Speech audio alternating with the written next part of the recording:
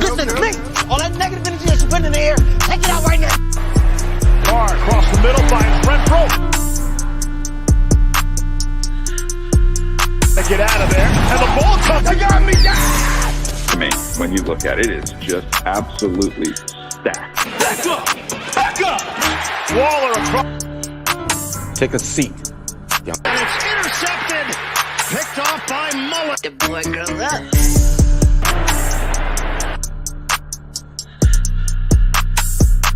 Snap good, hold good, and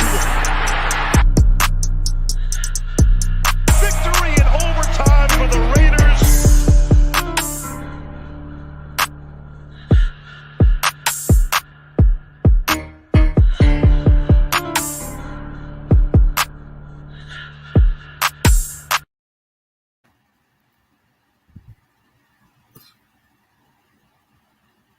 Nation, Raider Nation, YouTube, what it do?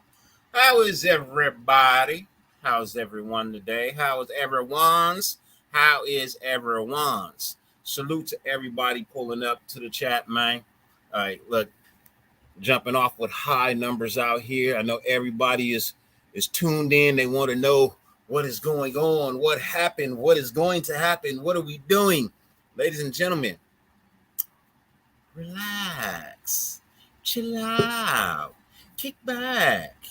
I got 3 people here today to help me break this stuff down for you, and quite possibly one more. We'll see if he pulls up. Right now, I got 3 great, wonderful people backstage to help me break down the show tonight, break down everything. And these are the people that you will see this evening. There is no shot to anybody.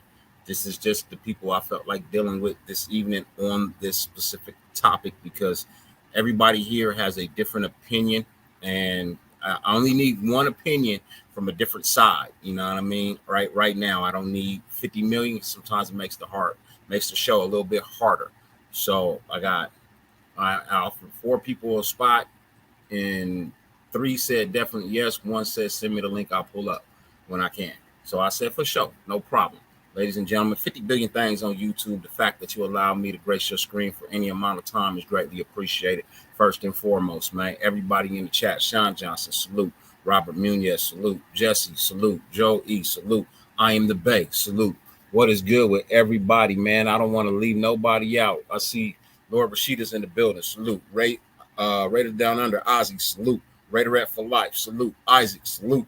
What is good with each and every person? Ot6, my guy, gotta throw him on the screen. You know what I mean? Because he paid for it. Ladies and gentlemen, my boy Ot6. Real quick, I got my 3 special guests backstage that I'm gonna pull them out real quick so we can jump straight into it. Captain Point also pays for the channel as well, man. My brother, salute to you, man. Greatly appreciate you. Too Resilient, my dude is catching an early show. He normally comes in late, but he's catching the show in the beginning. Ladies and gentlemen, the first guest I want to bring to the stage out here so that we can get into this show, because, hey, look, I want to break this shit down too. I want to talk about it as well. I know you didn't heard some opinions today. I'm not 100% sure who was on all day today, but I know for a fact Mitchell Ranch dropped something on y'all today. I know for a fact my boy Raider Honcho dropped something on y'all today. I know for a fact that Sanjit dropped something on y'all today, and if I'm not mistaken, I believe our boy Wasted dropped something on you today too. I didn't get a chance to just keep up with YouTube, but I know for a fact they had dropped something today for you guys to talk about. But this is the late night edition, ladies and gentlemen. The first guest representing the Central California. You know what I mean? He's bringing y'all new fire content. He's on the Madden. He's on the golf. He's on the whatever it is you want to play. I'm assuming if he plays it, he'll fucking play it. Ladies and gentlemen, our boy, not to get confused with Dirty Raider, but Dirt E Low. What's up, Low? What up, bro? What up? Yeah, I'll play everything, bro. It doesn't matter. I'll do it all, bro. I'll do it all. What's up? All right, man. Appreciate that. I'm excited, bro. Man, ladies and gentlemen, the next guest I got to bring out to the stage. He pulled up a little late. The other brother I'm going to save for last, because you know what? The last person to get introduced, it's usually for a reason. You know what I mean? It's usually for a reason, and ain't no knock on anybody else who's being introduced early. It's just usually the last person is so wait a minute. No. You don't. So I'm the first one, bro. So I'm the least. All right, I get it. All right. Right. I mean, if I'm going in order of channel subscribers, you would be first. Word. Yeah. So the next one up, ladies and gentlemen, you know him very well. you know him very well, ladies and gentlemen. He came in a little late, but he's on time because he's here before the show literally started. Ladies and gentlemen, you know him very well. He is the king of the motherfucking 420 down here in Southern California. He is also the king of the 420 hour, no matter where you tune in and what time on YouTube, ladies and gentlemen. Our boy, Raider Gabe. What's up with you, Gabe? Hey, What man. up? Chilling. What's up, man? What up, guys? What's up, man? Salute. And then, ladies and gentlemen, as I said, I got one more backstage, and I had to say this brother for last because you know what? This brother's got some shit going on. I ain't even gonna lie. I aspire to have some of this shit that this brother is having. I'm not jealous of it. I aspire to be in the shoes at some day and time as this brother is rocking now. You know what I mean? And it's been my pleasure and a privilege to watch this channel grow, ladies and gentlemen. You know what I mean? And it's also been an honor and a privilege to be able to be able to reach out to this man and have a conversation with him when I need to. Now, I know he got new shit, but I got old shit. So I'm going to give you the motherfucking old shit, ladies and gentlemen. You know the old shit. It go like this.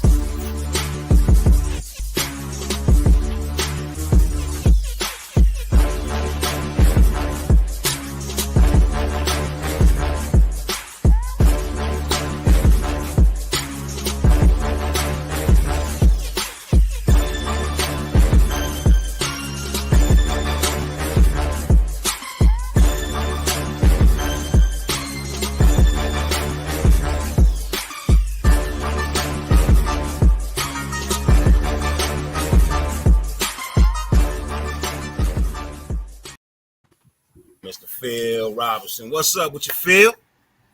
Man, let me tell you, everything. It's been a busy day for me today. These next couple days just gonna keep getting busier. We have some big news today. Said the Unfiltered Truth got picked up by Sideline Sports Network. Ooh. Congratulations, brother. Congratulations. Congrats, bro. Good big shit. That's good. So that means you be on television now? It's they got a Roku TV channel. So yes, I'll be on television, and I don't know if it's gonna be on Comcast or what the hell it's gonna be on, but they're helping us out with some double exposure and all of let's say helping me with our more professional aspects of the job. Right. Nothing wrong with that. Congratulations to you, brother. As I say, I hope to one day reach that plateau. You know what I mean? But till then, I'm gonna keep it G over here like I always do. That's probably why ain't nobody calling me to do no spot. This nigga crazy. That's all right. I'm gonna start playing country music. Y'all gonna love me one way or another. One way or another, you gonna love me. Actually, Aunt, they told me I could. They told you what? You can smoke? You can use bad words on TV. Okay. Oh, nice. Rated R, man. Right. And they need to reach out to me. Number one cussing motherfucker out here, man. When I drop my shit. But you know what? Let's jump straight into the motherfucking topic of conversation, man. I know a lot of you guys had a chance to speak on Saturday's game, but you didn't have a chance to speak on Saturday's game. So I'm gonna leave 10 minutes on this show right now for Saturday's game, man. I'm gonna give each one of y'all 3 minutes because I already spoke on Saturday's game. I'll take the last minute of it. But whoever wants to go first, you got 3 minutes. Give me your Saturday opinion. Whoever wants to go first. Don't matter. Shit, I'm quick, bro. Oh, Yeah. So pretty much for me, bro, like I kind of just glanced at the game. I just looked at I was just watching the offensive line. The defense is pretty much jumping around and stuff like that. I like that. You know, Graham got some like flying around the ball, bro. Like their intensity is good, bro. But you know what I mean? A lot of these guys are trying to find spots. So it's like the defense, I like the intensity. The offense just looked like it just was running smooth as hell. I watched back like some of the film, man. Leather was just killing me, bro. Like no matter how much I tried to just like accept it and whatever or not, and try to keep him along, man. Like, bro, this is kind of along the lines. Like, it just makes me really realize. And I can't remember who said this, but somebody said that like the starting roster that John Gruden had wouldn't most of the players wouldn't even be third string on other NFL teams. So a lot of these players and a lot of these people that they got lucky on, like Renfro and you know what I mean, like Waller, just certain, and Waller got picked up from Olsen, you know what I mean, from his eye. But anyways, just looking at the players that they picked up, I think it's time just to move forward. It's done. Certain players are just having to get rid of. But the players that I've seen that I really had like real high hopes a little bit for me personally was going to be Abrams. He was hitting with his left shoulder, not his right, so that was good. So that was one of the things that I was thinking about. He wasn't going to be able to do, but he was making some plays. That was surprising to me. I think he's going to probably stick around now. But I mean, the overall game of it, I mean, it's preseason. Biggest takeaway is tackle though. That guy, he's got to go. I can't do it. There's no way we're going to be successful with him at the maybe even at guard, bro. It'd be even a fucking risk for a preseason game to get ran over like that, bro. I'm cool. I can't do it. But that's pretty much it for me, bro. Okay. Next up on the list, anybody? I'll go. Well, I agree with you that this motherfucker looked like shit at the tackle now.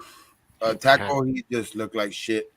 The offensive line, even when we did score in that first drive, that shit was getting torn apart. Now that shit was there was pressure from everyone's fucking looked like there was a fucking hole in every gap and shit. So I was like, that's why I think Stidham earned his job in that fucking opening fucking drive. You know what I mean? Because bro, he was looking at the pressure right in the eye and still getting rid of the ball.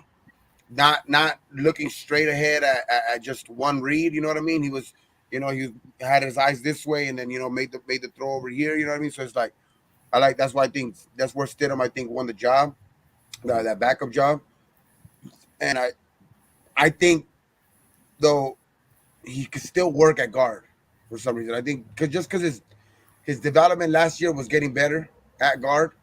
I think if they could just move him back and just have him more comfortable, because he was already getting a little comfortable there, and I think just moving him was just a bad idea. Dog, just moving him to the outside was just bad all overall. Just I don't know. I think at that I think Illuminor is going to get that right tackle spot for me, and then but for everything else, I think the defense played good.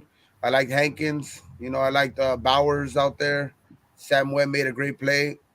I think Sam Webb might be earning a spot even over fucking what's his name? 21? Meek. Yeah, Meek, bro. Because I like Sam Webb, man. That was 6. You know what I mean? I know the coaches know that shit. I know the coaches know that shit. You know what I mean? That was 6. That was a fumble recovery for a touchdown to me. Those are both 2 games back to back, right? He made plays like that, right? Yeah, so I like him, man. I like those were. Oh, the other one was different. Yeah, you're right. Wasn't him. That actually was the first time he showed up and did anything. In these 3 preseason games, that was the first time he showed up and did anything. Other than that, he's been getting toasted. You know what I mean? You might as well go to a wedding every time he steps on the field, bro, because it's going to be a toast. It's going to be a toast. But, yeah. Nah, he's not there yet, bro. He's just not there yet, man. His coverage skills are lacking. You know what I mean? His coverage skills are really lacking. And you know what I mean? If you're down on the Meek, then you're definitely down on Webb too, because Webb is slightly under a Meek in coverage skills. So if you're down on Meek, you're down on Webb too. That's just point blank. Yeah, I know. I can't see. He's just too small for me, man. Fucking a Meek. We've been giving him too much time already. This is his 3rd year, and every year, I mean, I thought he was gonna look great in this preseason, bro, and he's just been looking underwhelming. For sure. Yeah, let's let Phil get his 3 minutes. he started out strong, and that's kind of where it tailed off. Leatherwood has been exactly what you thought he would be at right tackle. We had hoped that he would be better, but looking at his footwork has not progressed. I watched one of the sacks that he gave up, and I was really focusing on where his foot was in its when he was in his stance versus where his foot was when the quarterback got sacked, and he made his foot moves that much to the right the entire play. That his foot moved right back the whole freaking time till he spun completely around and the defensive end got sacked. He doesn't need to. Looking at his footwork, his lateral movement, he's so scared of getting beaten to the inside that he is waiting till absolutely the point of no return, and then he can't. And then he doesn't have the. Then he can't catch him around the corner. And when he goes to set to the outside, he can't move back to the left to seal off the inside. So when you look at this and what they're doing. Cotton will be fine as long as he figures out how to block a swim move.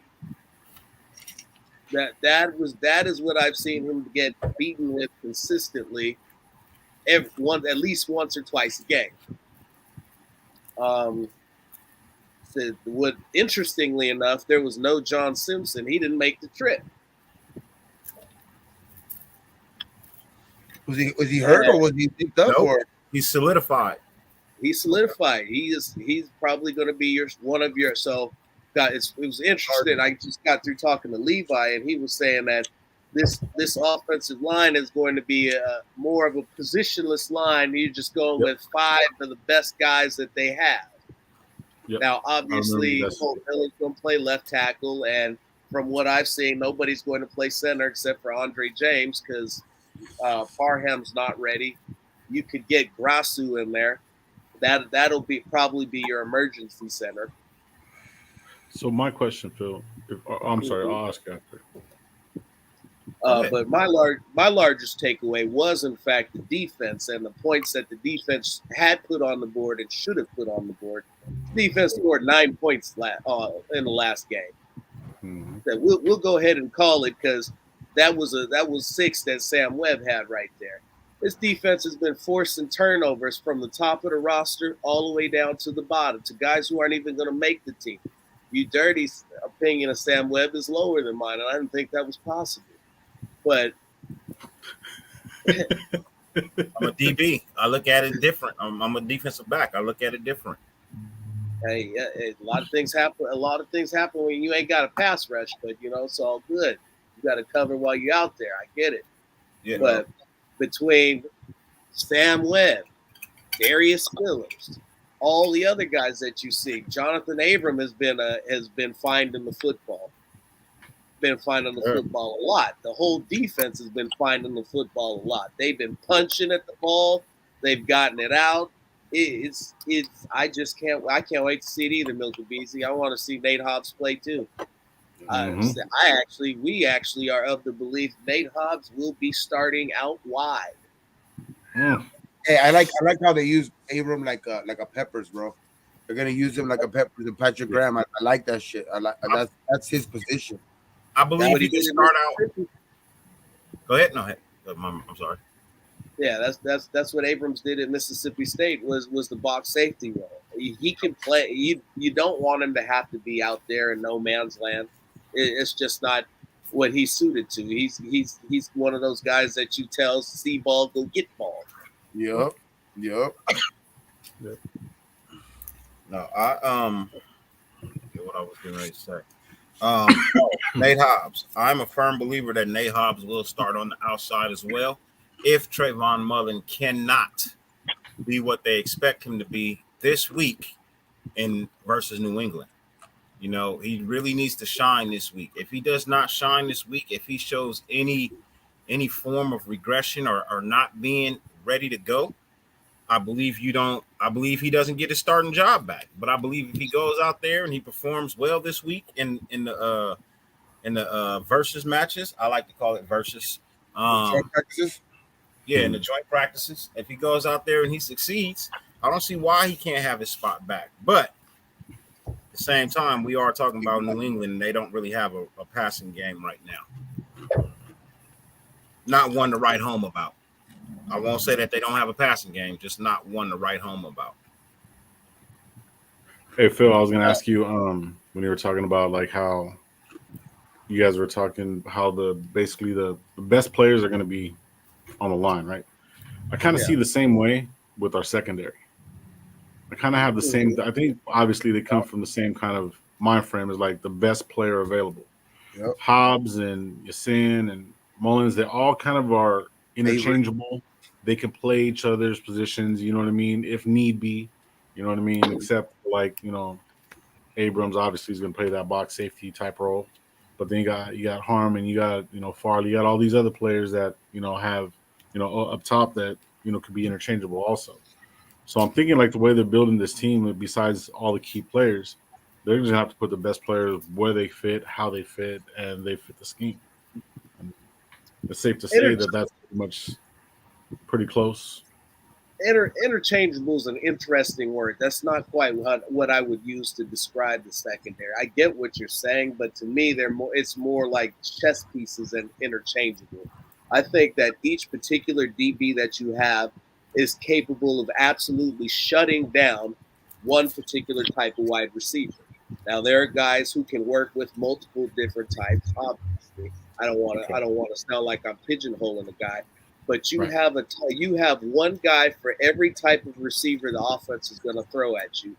Nate Hobbs, Trayvon Mullen are your two biggest corners on the team. Okay. Said Anthony Averett is your fastest corner on the team. Rock Ya-Sin and Nate Hobbs are going 1 and 2 as your strongest corners on the team. Most physical, yeah. Most physical. Yep. Anthony Averett and Rock Ya-Sin are your best man cover corners. Okay. Till Mullen proves otherwise. At least till Mullen proves otherwise. Yeah. Let me say it in a different way. Hold on. Because this is where I think that that it's going to get interesting. I believe that Nate Hobbs is going to challenge for cornerback 1. I like it. Man. I think Nate Hobbs is going to come that out good. And be a goddamn beast. Dog, man. He's showing it, bro. Like he's showing he wants it. He wants it. Like, can Mullins get his spot back? Number 2? No, Mullins was number 1. He's always been number 1. That's why I asked, can Mullins get his spot back? If he's ready to go and prove that he's a number 1, yes. The thing is that this coaching staff has promised nobody nothing. Yep. So you wanna be out here, you wanna be the starting dog, you wanna be the top dog, you gotta go out and fucking prove it. Yeah, I think to me those days for him, while Hobbs is on this team, are gone. Because I think, like I'm with you, I think Hobbs is number 1 from now on. From here on out, I think Hobbs is number 1. So my thing is, I got a question. So say Hobbs is getting smoked. We put him at number 1 and he's getting smoked. Mullen comes in, takes care of the game, whatever. We throw him back on number 1, shuts the whatever receiver, whoever it is. 2 games later, boom, boom, boom, he's getting smoked at the 1. We put Mullins in, he's clearing them up. That's what I'm trying to say, that these guys can be able to clean each other up in a sense, because they all have the similar traits. Yes, some of them are power, like you said, Averett's faster, quicker, so forth and so forth. But I think because of all the traits that they have and the way they play in this system, they'll be able to work with each other to be more efficient. If I'm explaining myself correctly. I think How many times did Nick Hobbs get smoked last year? A couple times. About 4 or 5. Not enough to write home about. Yeah, not much. Not enough to write home about. He got beat on 3-yard routes. He didn't get smoked. I'm trying to remember when he got smoked. I'd have to go back and literally watch every play to find that. Now, I mean, he gave up a couple Nate players. Hobbs was the best corner in the AFC according to Pro Football Focus. I think the way like what Phil was talking about too, like it depends on what receiver, what one receiver is we're playing that week. If we're playing the number one, like if we're playing like a Tampa Bay and they have a Mike Evans, you put Rocky Sin on him. Good guy. You know what I mean? He's That's a big what I'm saying. dude, he's a physical dude. You know what I mean? If you Right. play the fast dude, you put Adrian. You might put a Hobbs on him, or you might put I a Mullen would put on him Hobbs on Mike Evans because of before height. 5'9" Rocky Sin. Yeah, especially due to the height. You know what I mean? Yeah. That's a vast height difference that you got to give up. So I'm venturing to either say you would go with a Hobbs or a Mullen up against a Evans. You know what I mean? But you could put Rocky Sin on the other side and guard Godwin. Now Godwin is short and fast. I would put Adrian on him. Yeah, I put Avery on Godwin. I put you got a bunch of different, but the thing is that you have these are matchup DBs, guys capable of winning individual matchups. Patrick Graham is going to run a shit ton of man coverage. It's going to be disguised as all get out, but ultimately it's going to end up being man. A lot of it is going to be man. And because a lot of it is going to be man, we're going to be able to do something creative called blitzing. I know you guys haven't seen very much of it in the last couple of years, but it's what happens when you bring an extra guy to run the quarterback when your defensive line isn't quite getting it done. Or maybe let's say that your defensive line is lacking a little push in the middle, so you spread out a little crease, bring the safety in there to just hammer the quarterback. Yep. Well, I am wrong. I am completely wrong. He gave up no touchdowns. Hobbs, yeah, nope. No, Average 9 yards. Yeah, he didn't give up many touchdowns last year. Yeah, Hobbs, and Giving up a big play and giving That's up what I'm a looking at. touchdown is two different things. Let's remember. He didn't give up the big play either. Yeah, he didn't give them neither. Look, 2 years the big ago, play either. 2 years ago, how many touchdowns did Mullins give up? One. The whole year he gave up one. The whole year, I think maybe two at the most. Two of the same. I think it was like that Chiefs game, no? Nope. Yeah, His career stats are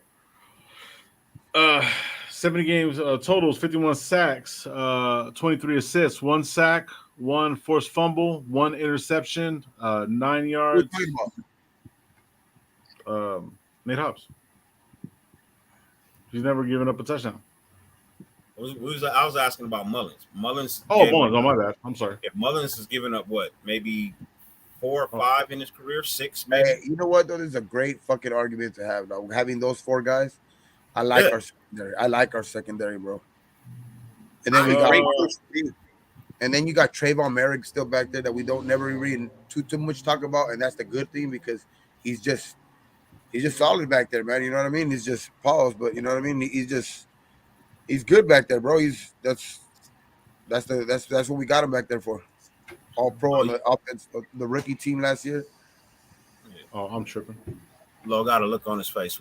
What's that look on your face, man? No, don't trip. Just I'm looking at the wrong shit. So let's jump into another conversation really quickly because we addressed our defensive backs. We know what we got there. We're okay right there. You know what I mean? Got a good problem. Yeah, that's a good problem to have. You know what I mean? As well as our running back room is a good problem to have. But somebody's on their way out.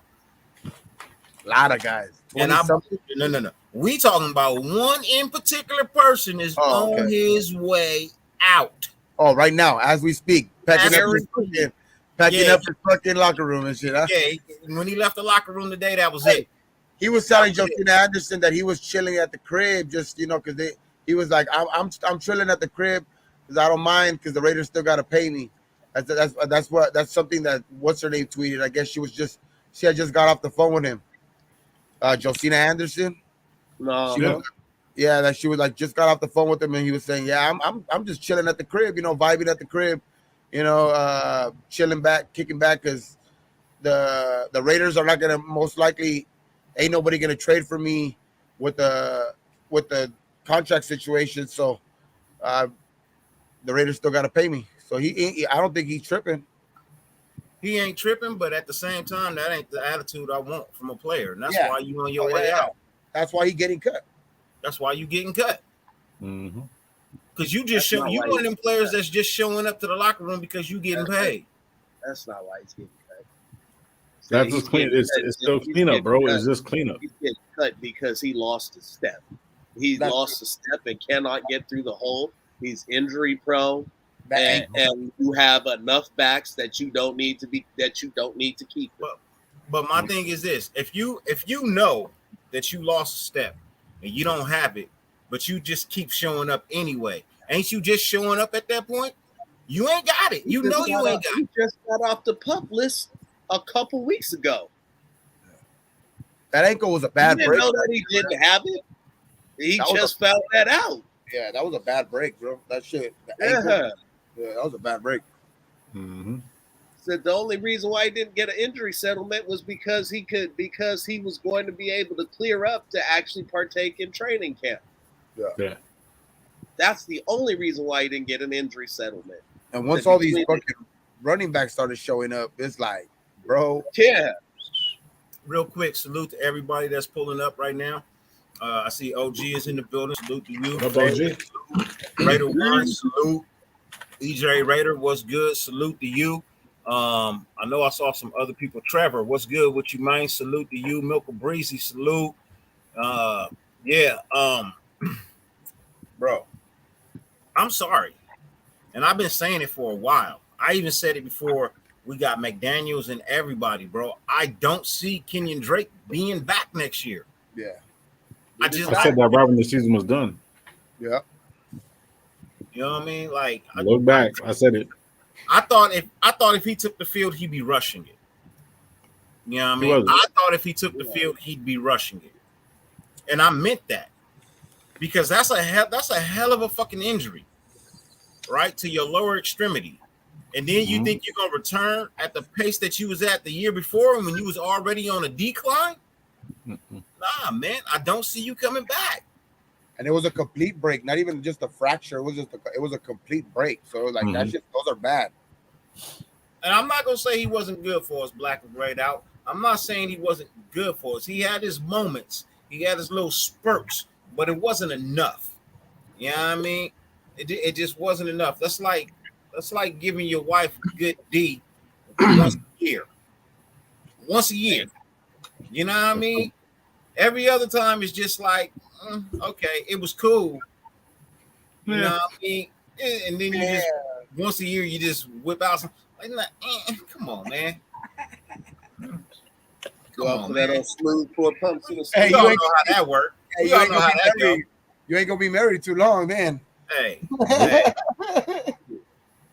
Hey, look, you got 48 hours to make up for a bad venture, bro. You got 48 hours to make up for a bad venture. Or it's gonna be 7 days of hell for you, man. It's gonna be 7 days of hell for you, man. I'm just saying, you got 48 hours. You can't do that to make up for a bad venture. And his thing was, bro, he was given 7 days to make up for a bad outing the week before, and he wasn't fucking coming through.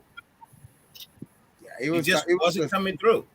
You were given a whole off season, and you didn't come through. In the end, like you look at it, Zamir White balling, Britton Brown balling, Walter balling, and these guys are fucking rookies. We ain't even gotten to the Bolden who we haven't seen. I'm assuming he's gonna be wrapped up. You know what I mean? He's solidified. That's why. Yeah, he's solidified. You know what I mean? I know we know the playbook, right? Yeah. But Josh, they know what they're getting from him. There's no need for him to go out there at all. He's like a Stidham for the running back room and shit. Like, but he's like no, he's not. Don't put that on him like that. That he is way better than Stidham. Way better than Stidham. I'm talking about the playbook wise, that you know what I mean? That like playbook wise, knowing the playbook inside and out and stuff like that. He just knows this playbook. So like he's been taking certain packages. You know, he's been taking the first reps with the first team because he's solidified back there. They didn't bring him over here for nothing. No, I got faith in everybody that I've seen play. He was the only one I had questions about because we all know what he used to be. You know what I mean? We all remember what Kenyon Drake used to be. And we don't see that right now. You know what I mean? It was declining last year, and it is declined this year as well. Now, did you have some moments where you could have shined? Yeah, you did. But the rookies outshined you with every moment that they was given. See, like for me personally, like he was just like another piece, like that with Gruden. They just brought him in, gave him way too much money just to be a supporting member, bro. You know what I mean? There's more to it than that. NorCal Jesse, salute my guy. There's more to it than that from what I heard. Another faithful member to the channel, man. Greatly appreciate you, man. My bad, Phil. I said it's a little bit more to it than that I heard. Being Josh Jacobs' backup is tough because Josh Jacobs don't want to leave the field ever. And right, but yet at the same time, he was supporting him because Drake, he came in after Drake. So like Josh Jacobs, so it was kind of like a mentorship kind of deal. Like he came in and did a couple plays and stuff like that, but they played from the same college. So it's like they have that connection. So it was more of a supporting role. So anybody else, like he wasn't going to be able to provide what we actually needed because we have Alex Ingold and the way we play the system. This one, him coming out the backfield is not going to work, especially with him losing that step. You know what I mean? Too many running backs. Yeah, you know what I mean? And plus the two, it's just a combination of stuff. It's just like, what is it? NFL not for long. You know what I mean? And no disrespect to the man. He worked his ass off to get back to where he had to get to. You know what I mean? Get a job somewhere. I think you'll get a job somewhere. So it's like, yeah. So, but it's just there's too many running backs here, bro. Fucking, like Zamir. You got Bolden and for sure Jacobs are gonna be the three guys. And you got Jacob Johnson. They're gonna carry four. If they carry another guy like maybe like Amir Abdullah, just because he can be versatile in the kick return game, in special teams. But then you still got Brayton Brown, who you could protect on the practice squad. And you already got McCormick, that you're already redshirting. You know what I mean? Practically, you're redshirting in the fucking. So it's like, damn, bro, that running back room is just Walter. I mean, it's just that's too deep, though. Yeah. That room, you know what I mean? Well, Abdullah too. No, Abdullah wasn't cut. No, he said Abdullah. He put. I see his question. Yeah, he wasn't cut. I didn't see him. I didn't see him get cut. But cut to tomorrow. Cut to tomorrow. We are literally speaking on some things. The player that we're talking about, they're not even really cut right now. One was traded, which I told you he wasn't making the roster, and I meant that. Yeah. I fully meant that Mullins, the quarterback, was not making this fucking roster. Chase Garbers. What he wants to do from Cal, man. That's why. Chase Garbers way outplayed him on Saturday.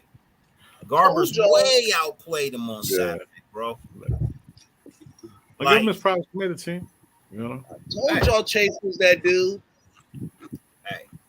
I've been the biggest. The future? I ain't even gonna lie. I've been the biggest Chase Garbage on YouTube, bro. I don't like Chase because I seen him too much. I seen him too much. Really? And that dude played with a kid that we used to coach from Bishop Vermont. We used to coach him for in junior Gremlins and shit. So he played at Cal. His name was Damian Moore. He was a running back for Cal. Yeah, dude, I know who you're talking about. Chase Garbers fucked all kinds of games up for Cal last year, bro. That's why I didn't like Chase. He was one of the big reasons because I remember Damian Moore would ball, and he would have that team. He would be rushing for 200 yards, 150 yards, and then you had Chase fucking throwing a pick in the fourth quarter. You know what I mean? Because I watched a lot of Cal games because of that fool. Because we watched a lot of those games because we coached that kid. So it was just like that. I had a bad taste in my mouth just watching those games. But hey, I can't say that he hasn't balled in the preseason though. NFL's a different animal, you know what I mean? So hey, Milk and Breezy, he is my second favorite QB in the NFL right now, bro. Right behind DC, where I believe he rightfully belongs, bro. Right behind DC. Until proven otherwise. And that means DC decides to retire and it's Chase's turn. That's what I mean by otherwise.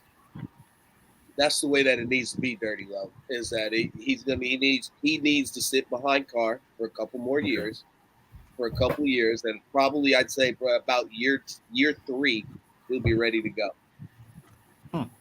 So basically, we got a solidified quarterback room then. Yeah.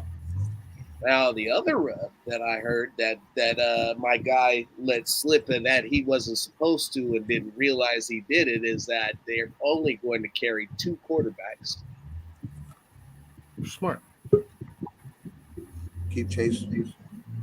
Only thing is That would be the emergency third. would Chase be another one of those protected practice squad guys? Yeah, I would have to believe that's what he would be. I still think that's the wrong move. 3 guys, right? There's 3 guys you can protect. I think you have a better chance of Stidham clearing waivers than you will Chase Garbers. Yes, absolutely. I'm being honest. If I'm being honest, because if Chase goes on waivers, bro, he's out of here. He's gonna get swept up. He's out of here. Real quick, ladies and gentlemen, got the last special guest of the night to be extended the invitation to show up, man. Ladies and gentlemen, this brother, you know him quite well. You know what I mean? He's been out for a minute, but he's slowly climbing his way back into the world, up out of the tomb. Ladies and gentlemen, our boy Pharaoh of the NFL. What's up with you, Pharaoh? What up, What's boy? good, man? How y'all doing, man? How everybody doing? What's good, bro? Salute to the nation. Salute to the chat, man. Hope everybody's doing well. Shit. I mean, what y'all talking about, man? I know y'all kind of breaking down different position groups. I kind of caught the end of it. Yeah, welcome to the show. You know what I mean? First and foremost, welcome to the show. Right now, you just stumbled into the Chase Garbers, Derek Carr, Stidham, you know what I mean, conversation. Mullins, we ain't really got to talk about because he's gone. Oh, no. He's out. Bye-bye. You're not here anymore. You're not a topic of conversation. You know what I mean? Because I honestly felt like you shitted the bed with the opportunity you was given. And I did you have a couple of good throws? Yeah, you had a couple of good throws, but did you have a whole lot more bad decisions? Yeah, you did. You know what I mean? And the sad thing is you're making mistakes after 7 years that a rookie is making, and the rookie is not making those same mistakes. And when he does, he learns from them. But you haven't learned. In 7 years, you haven't learned what your flaws are. And that's the problem. Chase is cheaper too. I think Stidham, though, when they picked up Stidham, it was his job to lose.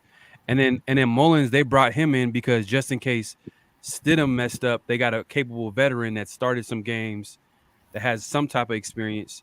And then you got a guy like Garbers. At the end of the day, we all know a guy like Garbers, undrafted free agent. He's a developmental project unless something crazy happens. And he still is. You know what I mean? So I think everything is going according to plan with Josh McDaniels in the quarterback room. But something crazy did happen. The Miami game happened. And that's why they felt like they could sit back and go, Mullins, yeah, we can put him on the block. That's who you want? Yeah, we can do that for you, no problem. We're perfectly fine with that because we got Chase. No big deal. But I do believe if you throw Chase out on the waivers, bro, he's probably not going to clear. You got to protect him. There's a 90% chance he's not going to clear the waivers. But so did you really think that? 3. You can protect 3, yeah. I think you carry 3 quarterbacks if you don't want to take that. If you don't want to take that risk, if you're not going to put Stidham on the waivers, then you carry 3 because you're not going to take the chance of losing Chase. You're just not. Unless you use one of those 3 designated practice squad spots, you can lock them in. You can lock 3 practice squad guys in. There's a new rule this year where you can protect 3 guys. I think Brian Brown has to be one of them for sure. You want to know how fast Chase is developing? I'll tell you how fast Chase is developing. His first day of practice, he was total garbage. Nobody expected him to last the first 2 weeks at all. So where he is now, people are like, yeah, he's definitely picked up the book a whole lot quicker than anybody expected him to. And his talent is there. And this is coming from the inside office of the Raiders. This is not coming from anywhere else. This is coming from the inside office of the Raiders that no one expected him to get to this point. No one thought he was going to run a whole half You know, was that? He said he I did. did. Oh, I did too. I did ask him for it too. And you, hey, look, I told you, if he makes the team, I'm getting the Chase jersey. If I he might chases too. the team, I'm getting I the might Chase too. jersey, And I'm gonna call up my call guys and see if I can't get them to sign it. bro. So If would Chase you Garbers be makes more? the team, bro, I need a Chase jersey. Well, it depends. Hey, so would you be more? Would you be more like for the team to protect him on the practice squad or carry three quarterbacks? I say sign him to the 53 if you're not gonna put Stidham on waiver, you sign him to the 53. You can't just put him on a practice squad and protect him. You know what I mean? If you cut him, you know what I mean, from the 53, if you cut him from there, look, he's probably not gonna pass through the waivers. And then once people pass through waivers, you can put them on the practice squad. So you can't even build your practice squad until after waivers clear. But do you really think that they're going to go 3 quarterbacks with this roster when we got different types of needs on this team? I Like, think for we example, like linebackers getting thin. We need some D tackle. We need some probably better D tackles, maybe some better competition back there. Our O line, we ain't got to get into that. We all know what's going on that right side. You know, especially the other game, like where the interior was getting slaughtered. We all know Leatherwood wasn't doing his job out there. yeah, How do we you ain't go with 3 got to. quarterbacks when we can go with some other depth pieces that can? That's what I was saying right there. Yep. That either we So go with. I'll ask all of you guys a question. I'm sorry, Gabe. Go ahead. Go ahead. No, I was just saying, like, that's why I was saying, do we carry 2, protect them in the practice squad, or do we carry 3 and just sign them to the 53? So it's looking like they're gonna, at this point, from what I heard, that they're gonna roll the dice on them getting cleared waivers. They didn't expect Mullins to clear waivers. That's why they traded him. Now to what you said, Farrell, and I'll add. That's why I'll ask the whole panel this. When Jared Stidham drops back to pass, surveys the field, you got a good feeling that he's going to make it happen, right? Are you asking me? I'm asking everybody.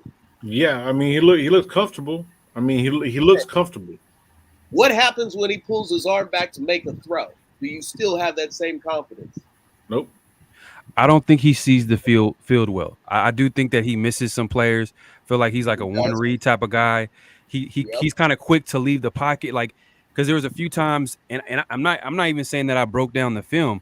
I can see on the live broadcast like certain players are getting open. I'm like, wait, hold up. If I can see this on a live broadcast, imagine what they're seeing in the film room. Like, he's probably getting killed by his coaches.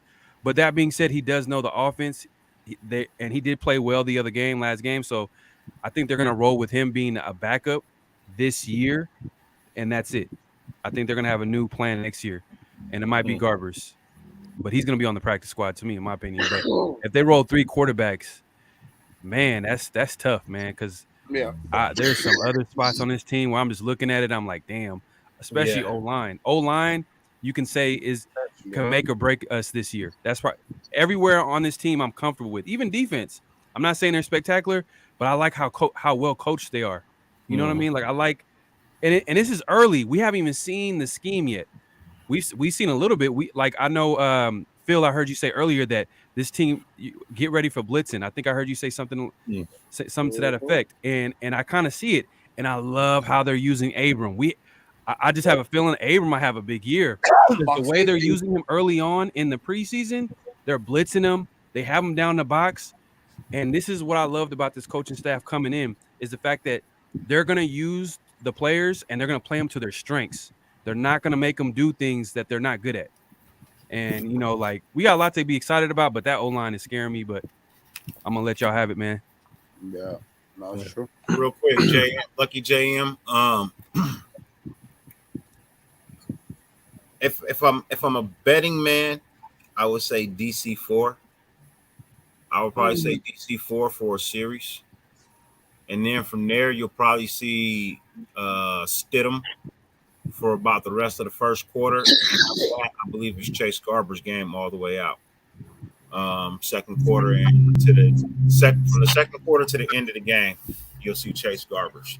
But if I'm a betting man, I'm probably willing to bet you see DC for at least one series. I believe you see the starting team for one series, both sides. You know what I mean? And after that, that's it. You know what I mean? You get Stidham for the rest of the first quarter, and then you get Chase Garbers for the game all the way out.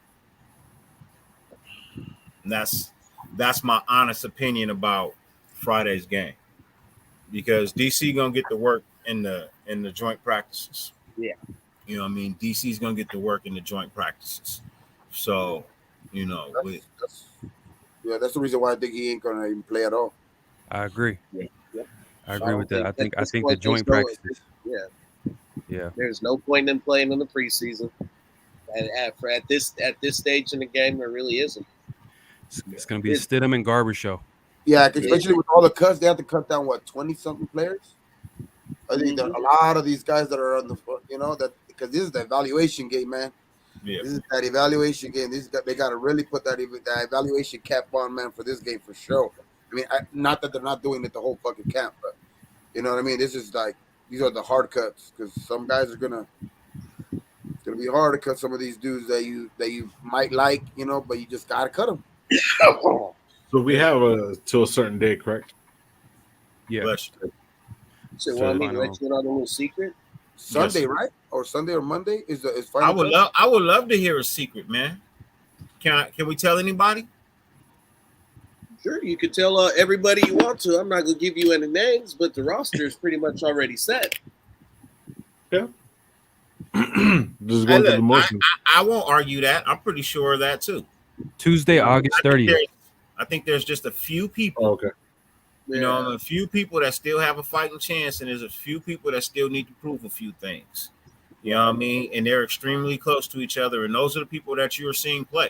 I'm guaranteeing you, the people that you're not seeing on the field have solidified roster spots. There's no reason for them to be on the field. And that's what I like about this coaching regime. You know what I mean? This whole front office and everything. You play the players that need the opportunity to fucking play. There's no reason to play the stars. So that's why I said if you see Derek Carr, it would be for a series, but I highly doubt that you see him. It'll probably be Stidham first quarter, and like I said, Chase Garbers from the way on out. But if you see DC, it'll only be for a series. You know what I mean? And I do mean a series, 3 plays, and he's out. If they get a first down, shit, if he gets the first down, then he's out. He's out. Yeah, he ain't got the first play. Hey, he come out first down, bro. Throw a 50, 65-yard bomb, man. Yeah, good night, man. Y'all have a good one, man. That's all I need to see, man. See y'all in 2 weeks, man. See y'all in 2 weeks. That means Cole Miller got to start because for shit. Anytime Carr on that field, you got to have Cole Miller on that field. Yeah. Hey, look, I'm telling you, whatever line is in front of DC, if he plays on Friday night, whatever line is in front of him, that's going to be a starting offensive line. Absolutely, it is. Absolutely, They're not going to put him out there behind an experiment. No, and a guy that they're trying to see if he's going to be the guy. Yeah, no. You think DJ Turner makes the team? I mean, like strong possibility. I think Tyrone Johnson, Keelan Cole both have solidified that spot. Keelan Cole scares me, but I think he runs good routes. Man. I like Keelan Cole. He's been the most productive out of all of them. Out of all of them, he's been the most productive on career-wise. I like Keelan Cole. He runs good routes. Yeah, he seems a little bit more polished compared to like a Tyron Johnson, even a Mac Hollins. Like the way he runs his routes, he made a good point. But I think the receiver core is set pretty much. Yeah. I think they're kind of deciding on maybe that fifth and should they carry 6 receivers, because the dude that's been kind of playing well is the guy DJ Turner, man. Like he gives you that special teams value. The fact that he's been able to be productive, like just using them on offense, it feels like they have like they could have a role for him on offense. But you know what? This is a good problem to have. We're talking about our back end of our roster. You know what I mean? Because our front end is set. Like our front end, our receiving core, you could probably can argue that's our best position group on the team. You can make a great argument. Yeah. You know what I mean? It's because the top heavy, it's top heavy as a motherfucker, dog. Exactly. You got Renfro and Adams, shit. And our DB room got potential too. You know what I mean? If Morik takes the next step this year, Rocky Sin has a great year. I know we were talking about Mullen coming back. It's a good problem to have. You know what I mean? So I think secondary's up there too. Hobbs. You know what I mean? Hobbs, man, I'm hearing Hobbs is making plays against Devontae Adams. Like, I think Devontae Adams' impact on this team is taking huge. The first interception to the house in camp off of Carr. Yes, sir. And then what was it? I just think the fact that when you have great players, man, like for some reason, like people don't talk about is the impact they have like off the field, like how they raise, or not even off the field, like how they raise the level of competition. Like the DBs feel like that they're like playing better because of Devontae Adams and Hunter Renfrow. Like they got to play better in order to make the team. And you got to play against those guys every day. Like that's automatically going to raise your game. And then you got like all types of position groups getting affected by like Devontae Adams being on the team. You know what I mean? Hey, my man, Dirty Low, man, you look like you lost weight, man. Last time I seen you, man. Nah, I'll be pushing weight, cuz. Oh, okay, I got you. My bad. Let's keep that. Hey, I'm down like 80 pounds. God damn, bro. Hey, man, congrats, bro. That's a fucking accomplishment. 80 pounds. That's actually 100, bro. I don't know why I said 80. I just didn't want to. 100. Yeah. God damn, bro. Keep it up, bro. God damn. Yeah, bro. Because I haven't seen you in a minute. That's why, I'm noticing. I'm like, what the hell is Dirty Low? Like, yeah, fucking Gravy the other day, man. This fool sent me a picture of one of the first lives I was on with Dirty and shit. I'm fucking big ass. Fucking, it was all blank, man. I was like, man, I gained a shitload of weight, bro. Like in a matter of like about a year and a half, gained about 150.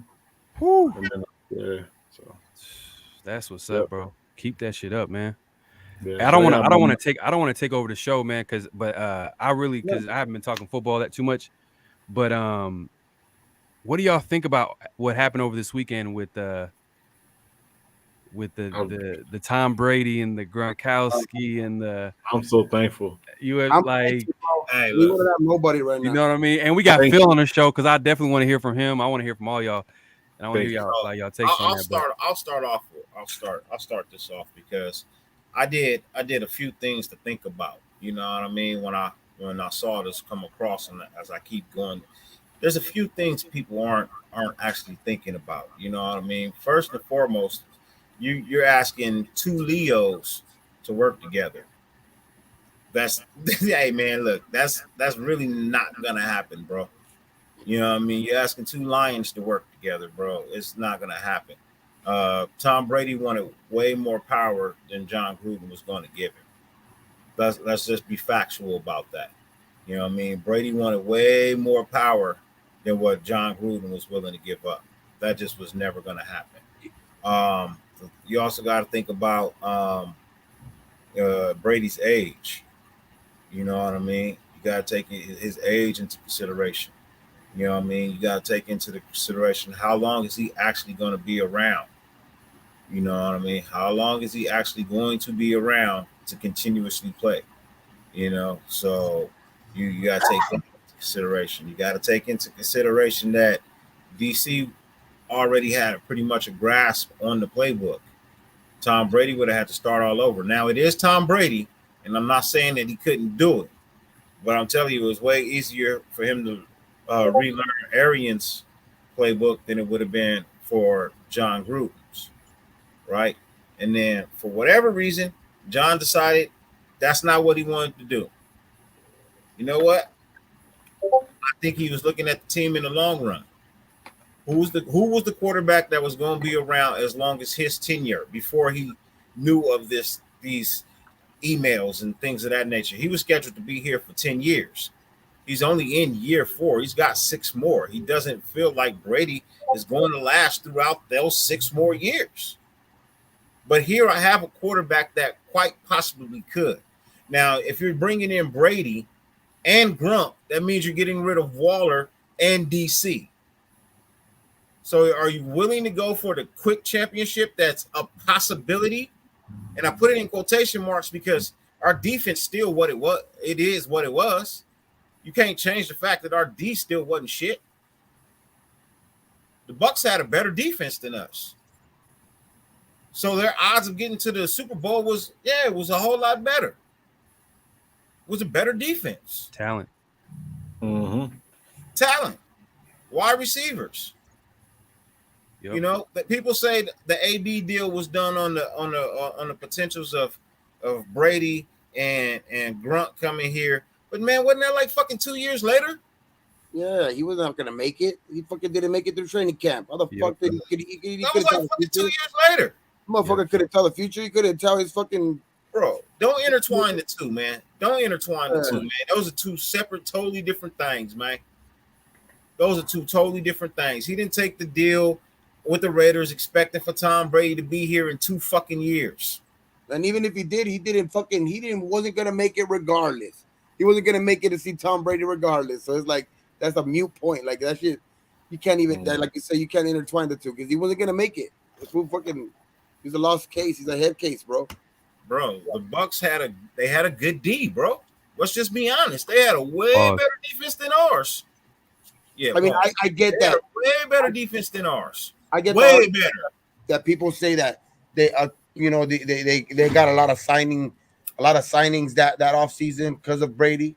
You know, a lot of guys did go play with Tampa, but how many of those guys were gonna actually pan out over here or actually come over here? So it's like, bro, they got Vita Vea and fucking Ndamukong Suh rushing up the middle. And JPP. You don't tell me what offensive line is standing up to that. And then you got a good defensive core of linebackers.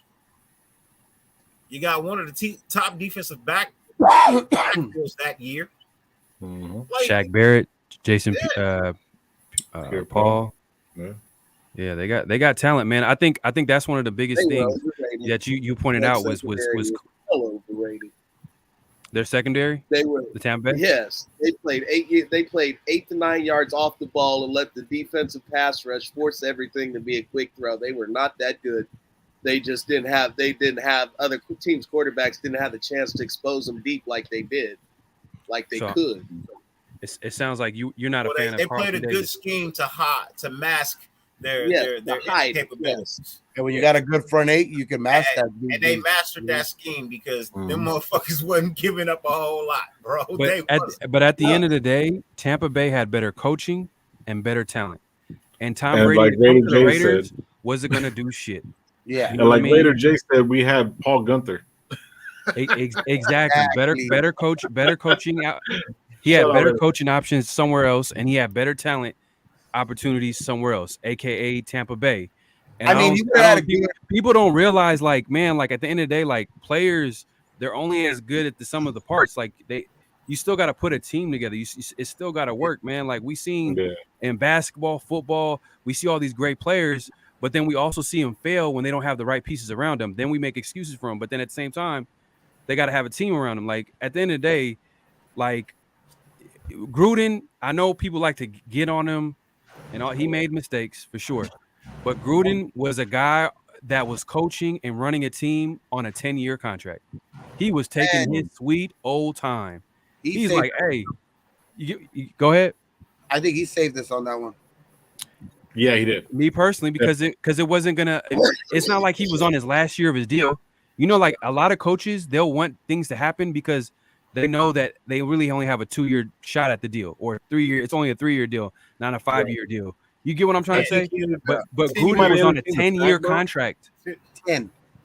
Hey, I think he would have entertained it. I think he entertained the fact, but I think he talked to his neighbor and be like, "Hey, man, you want to just sit and back up while this guy does his thing, so we can kind of see what's up." And Derek Carr, I think Derek was kind of like maybe, but then he was like, "Nah, fuck it, I'm out." And then that's when he kind of decided, like, "Fuck it, I'm just gonna run with you." I think that's what it came down to. Because when Brady came and when all that shit was there at the UFC fight, when all that shit came up, I was like, dude, I'm not gonna watch Raiders football. Because I'm serious. At that point. I was on that same boat. Like Brady. No, Brady, I would have been no, no, bro. Like, look, I have no problem with cutting shit off. I can cut off the Raiders until this motherfucker retires, bro. I don't care if we won a championship. I couldn't do it. Not Brady, please. I was like, I no. couldn't do it. No lie. No lie. I'm a diehard Lakers fan, bro. I didn't watch the first season with LeBron in there. I didn't even watch I didn't watch one game. Couldn't do it. It just didn't fucking feel right to me. Not that I didn't like LeBron. It just didn't feel right to me. No, see, I hate Brady though. But see, that's why it's not that I hate Brady. It's just like it just doesn't seem right. Just seeing You know it. what? I'll tell you something else, man. To finish, Go ahead, 30. look, to finish out on this subject, and I'll let Phil speak after I'm done. But one of the things that I take from this, man, is the fact that shows me just how much confidence John Gruden actually had in DC being able to perform, right? You have an opportunity to get a Brady. You get a Brady. Let's just be honest. As much as we dislike him, you get an opportunity to get a Brady, you get a Brady, right? Unless there's something else that you know. And I guess I'm telling you, one of the things that he knew was one of the things that I've been saying for years, and that's why I'm a Kardashian, as most people will call me, is because I see what Derek Carr is, and I see what Derek Carr can be. And you will find out that what we Kardashians were seeing is what we were seeing, and we were just looking into the future. Unfortunately, we was a couple of light years ahead of everybody. But I guarantee you, I believe that you will see what it is that we have been talking about for the last fucking 8 years. This dude is that dude. He's that dude. He just needs this, and this. And I believe he's been given this, and that. You know what I mean? He hasn't been given this, and this. He's been given this, and that, which is fucking better. And I can tell you one thing. There's a couple of players, a couple of sports. There's only, I think, 2 guys that if they would have came to a team that I like, I would probably wouldn't have watched that season. And it's Brady and Barry Bonds. Nah, you tripping on Barry Bonds, man. You tripping on Barry Bonds. I hated big head ass motherfucking Barry Bonds. Hey, if Barry Bonds would have came to the Dodgers, bro, I'd have been in the stadium, bro. I would not have I'd have been in the stadium, bro. I would Smash not another have one, man. Smash another one. Motherfucker be sitting right there on the left field wall, right here. I would not have watched that. Hit me, coach. Hated Hit Barry me. Bonds, dog. I hated Barry Bonds with a passion. I didn't like that motherfucker. Big head. I would expect that from a Dodger fan like you. Unfazed truth. I believe DC. Hated I that. believe DC had a conversation with John Gruden, and DC was like, "No, man, trade me. I'm not sitting behind this dude. I'm not. Did he? I'm just not. I'll guarantee you, if they had a conversation, DC was like, "No, I'm not sitting behind him." DC got now, you know what? As much as I would give Brady the credit for his accomplishments in the game and how long he's played and what he, all of that, bro, I'm back to fucking hating him again because we are the team that you was fucking talking about in the fucking barbershop. You was talking shit. You was talking mad shit, You was bro. talking shit. You was talking mad shit, so? bro. So I you thought he was back on talking the about- hit list, nigga. You back on the hit list, bro. You talking about the Niners. You talking about the Niners. What, No, that we're not talking about the motherfucker? Niners. He was talking about us. So you're gonna Talking choose about that Miami, motherfucker, bro. Miami. No, he was talking about us. No, yeah, he was like, "You're gonna choose that No, motherfucker over me." fucking my. He was talking about us. Okay. No. Hey, Dirty Low. Like early on, I thought possibly with another team. You gotta think about it. He went through the process of looking for a house here, right? He went through the process of getting Grunk out of retirement. You know what I mean? Who would want a house in Vegas, bro? I'm just One of his listening, good man. friends. Let me finish, man. Let me finish. Okay? Man, don't let me call you a jive turkey. Don't let me call you a jive turkey. No. Hold up now. Now, look. Hey, you can just tell me to be quiet. Don't go that far. Exactly. Don't go that far, bro. What do they say on semi-pros? Like, you can call me a cocksucker, but you can't call me But you don't come in a turkey. No one calls me a JT. So nobody calls you. Oh shit! Hey, Frank, my guy, Chabela, baby, what's good with you, man? But no, look, You go through all this trouble, bro. The house, getting Gronk out of retirement. You're not even taking meetings with other teams. You know what I mean? You pretty much solidified this is what you want to do. You know what I mean? Look. Whenever somebody puts a deal out on the table and the other party fucking reneges, you best believe that other party's gonna have some words to say. Now they may not say them indirectly, you know what I mean? But you know, bro, we know who he's talking about. We know who he's talking about, bro. Let's just be honest. Hey, but you know what the crazy was it when I was telling everybody that's who he was talking about live when it happened? Nobody wanted to listen to me. You remember that? Yeah, but you know what the crazy thing? Dana White is the one that said he was the one brokering the deal. So he was the one. I think Gruden fucking just said no to that shit. I don't even think. Low, man. I think Gruden was just like, fuck that. I'm too close with the fans. How are they gonna look at me? I think it was all that shit. I think that got into his head, and I think he was like, "Nah, fuck that shit." Because on that interview, Dana White was saying he was the one bringing Brady, and like he was basically saying he was the one that's brokering the deal for Brady and Gronk. Right. I think that's where he was the broker for that. I give him that. He was definitely the broker for that. But what I'm saying is. Because he was on that with Mark Davis. You know what I mean? He was on that with Mark Davis. That was a him and Mark deal. They brought that to Gruden. You know what I mean? Gruden signed off in the beginning. He signed off in the beginning. And I believe, you know what I mean? He had to have a conversation with DC. And DC was probably more like, no, bro, I'm not fucking sitting behind this dude. I'm a starting quarterback. Trade me. But then you got to think about it. If I trade you, I'm too resilient. I see you. Give me 1 hot second, man. Let me finish this up. If I gotta trade you, and then it don't pan out with this dude, I'm forced to start over with a whole nother QB. Which means I'm this close with the 6 years I got left. If it fucks up this year or next, I then have to start over. Which means I cannot get to a Super Bowl within my 10 years because I got 4 years to try to develop another fucking quarterback. It don't make any sense. I'm going to ride the one I got until it's proven that I don't need to ride with him anymore.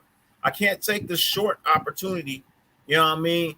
I can't be nearsighted when I'm looking to the future. I'm being farsighted. You know what I mean? I can't be nearsighted. Too resilient, the $4.99 donation. Shout out to you, brother. Greatly appreciate it. I want to beat Brady even more for that. Bucks and Brady. Bucks because of our last Super Bowl appearance, and Brady, well, we all know the deal with that. Yeah, most definitely, bro. I took him off the hit list because he wasn't in New England no more. You know what I mean? He admitted to the fumble. I was like, all right, cool. I'll give you a fresh start. You know what I mean? Greatest QB ever. I'll give you a fresh start. You know what I mean? Because I really just hate New England more than anything. You know what I mean? I hate the franchise within itself, but for a lot of reasons other than football. I just fucking hate New England Patriots, bro. I do. But yeah, bro. You see Brady right there with Brandon Vandal. He's like, I think that is what I don't. That's why I don't think Gruden even talked to Carr. That's the reason why I think Gruden's ego's so big. He was just like, fuck that. This is my team. Yeah. They gave me all the power. This is my team. I'm giving the last call on this shit. Like it's what I say. My say so. I can see that happening. Gruden's ego was way too big for that shit. That's like I think his fucking like that's why he wanted. That's the only reason he came out of the booth. He wanted all the fucking power. That's true, and I think too. The other side to it is that Gruden has always worked with veteran quarterbacks, and I think that like him, it's not out of the realm like to think that he wouldn't work with Tom Brady too. You know what I mean? Like if it's closer for him to win, I just think at the end of the day, like Gruden was working on a 10-year contract. He wasn't working out of a normal contract. Like I bet, like if every coach was coaching on a 10-year contract, their whole mind state would change. The way they made moves, you can't even react the same way you can because look, Gruden was okay with missing with those draft picks. Honestly, he was like, I ain't tripping. I got 10 years. Yep. You know what I'm saying? So like, I think at the end of the day, like with Tom Brady, it didn't make sense with the roster. They weren't going to win. And then you're going to like lose out on a guy that's younger. I think he's like, you know what? I could build a team. I could win with Derek Carr. I think was Brady better than Derek Carr? Yes, but at the end of the day, like you still can build a team. But he struggled to do that. He failed. The rest is history. Okay, I'm But gonna I go just think- back real quick. Yeah, go ahead. Check this out. Okay, so the year that when Brady was gonna get ready to trade, him and McDaniels were fucking going at it on the sidelines. They didn't fucking win. Defense was shit. That was the year that he wanted to leave. Then they turned around and then they were supposed to get, I forgot, who did they pick up when Brady left? Before Cam Newton. They had Stidham, because Stidham was behind him, right? Yeah. So at that year, they were trying to trade for Carr. Yeah. So McDaniels wanted Carr then, when they had Stidham, right? And then when that was processing and stuff like that, and that happened, and they were saying, oh, there's a possibility that could happen. Then they turned around and picked up Cam Newton. Carr stood home, right? Okay, boom. So now, going to the next year, they turn around to get Mac Jones. They're already ready to go. The only thing that made it possible was for Gruden to keep fucking Carr, and then Gruden to get in trouble, so then they can fucking come over, because New England wanted Carr regardless, so they brought him over here. So this shit started in the whole fucking thing. So maybe in a sense, Brady could be like, "Oh, you're gonna keep that motherfucker," because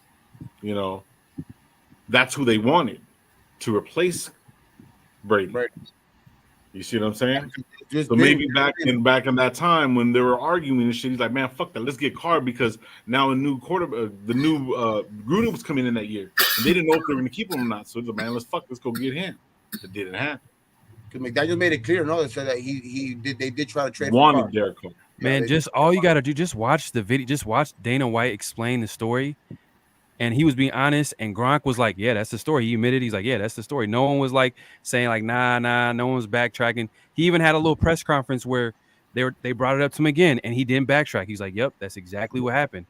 And the crazy thing is that like is the fact that like if you just watch that video with Tom Brady, he was talking shit, man. Like that ego came out, and he's won 6-7 Super Bowls. Like at the end of the day, you're comparing him to a guy that hasn't won a Super Bowl.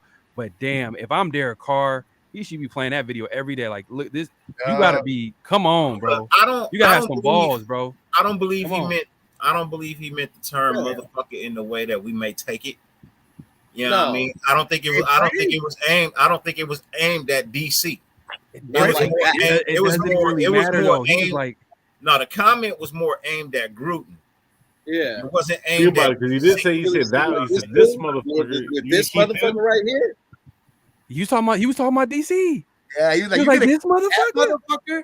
You're gonna keep that motherfucker. Nigga, I'm Tom Brady, bro. You sticking with this dude? Not only Tom Brady, that's Gronk, and you still sticking with him over the two of us, bro. That is insanity. I've sat here and I listened to all of you talk about how you don't want Tom Brady. You guys are idiots. Dumb asses. Who, us? Yes. How could you not want Tom Brady and fucking Gronk? That is a championship level decision that did not get made, and they did not win a championship. Okay, how are we gonna win, bro? That's like how are we gonna win? How are we gonna win, Phil? I just want to know how are we gonna win with that roster? What was gonna happen? Go back and look at what that offense would be. So you're getting 2020 Darren Waller. Said you've got Hunter Renfrow in the slot, looking like Wes Welker, getting ready to get broke in by Tom Brady. Look nothing like Wes Welker. Yeah, at that moment. At that moment, he broke out last year. That was his best year. You would have been cut, bro. You would have been gone. You're crazy, bro. You are sick, bro. Nah. Because Hunter didn't win a national championship against Alabama with Deshaun Watson as his quarterback. He didn't do that. But what was he doing with Deshaun Watson? He act like he was dominating in college. Stop. Okay, hey, all respect to Hunter Renfrow. He's a good player, very good player. But I'm not going to compare him to the great outside receivers that we have in this league. I'm just not going to do it. It's just a different. It's different. Especially in that. I'm not going to compare him. I'm just not going to compare him.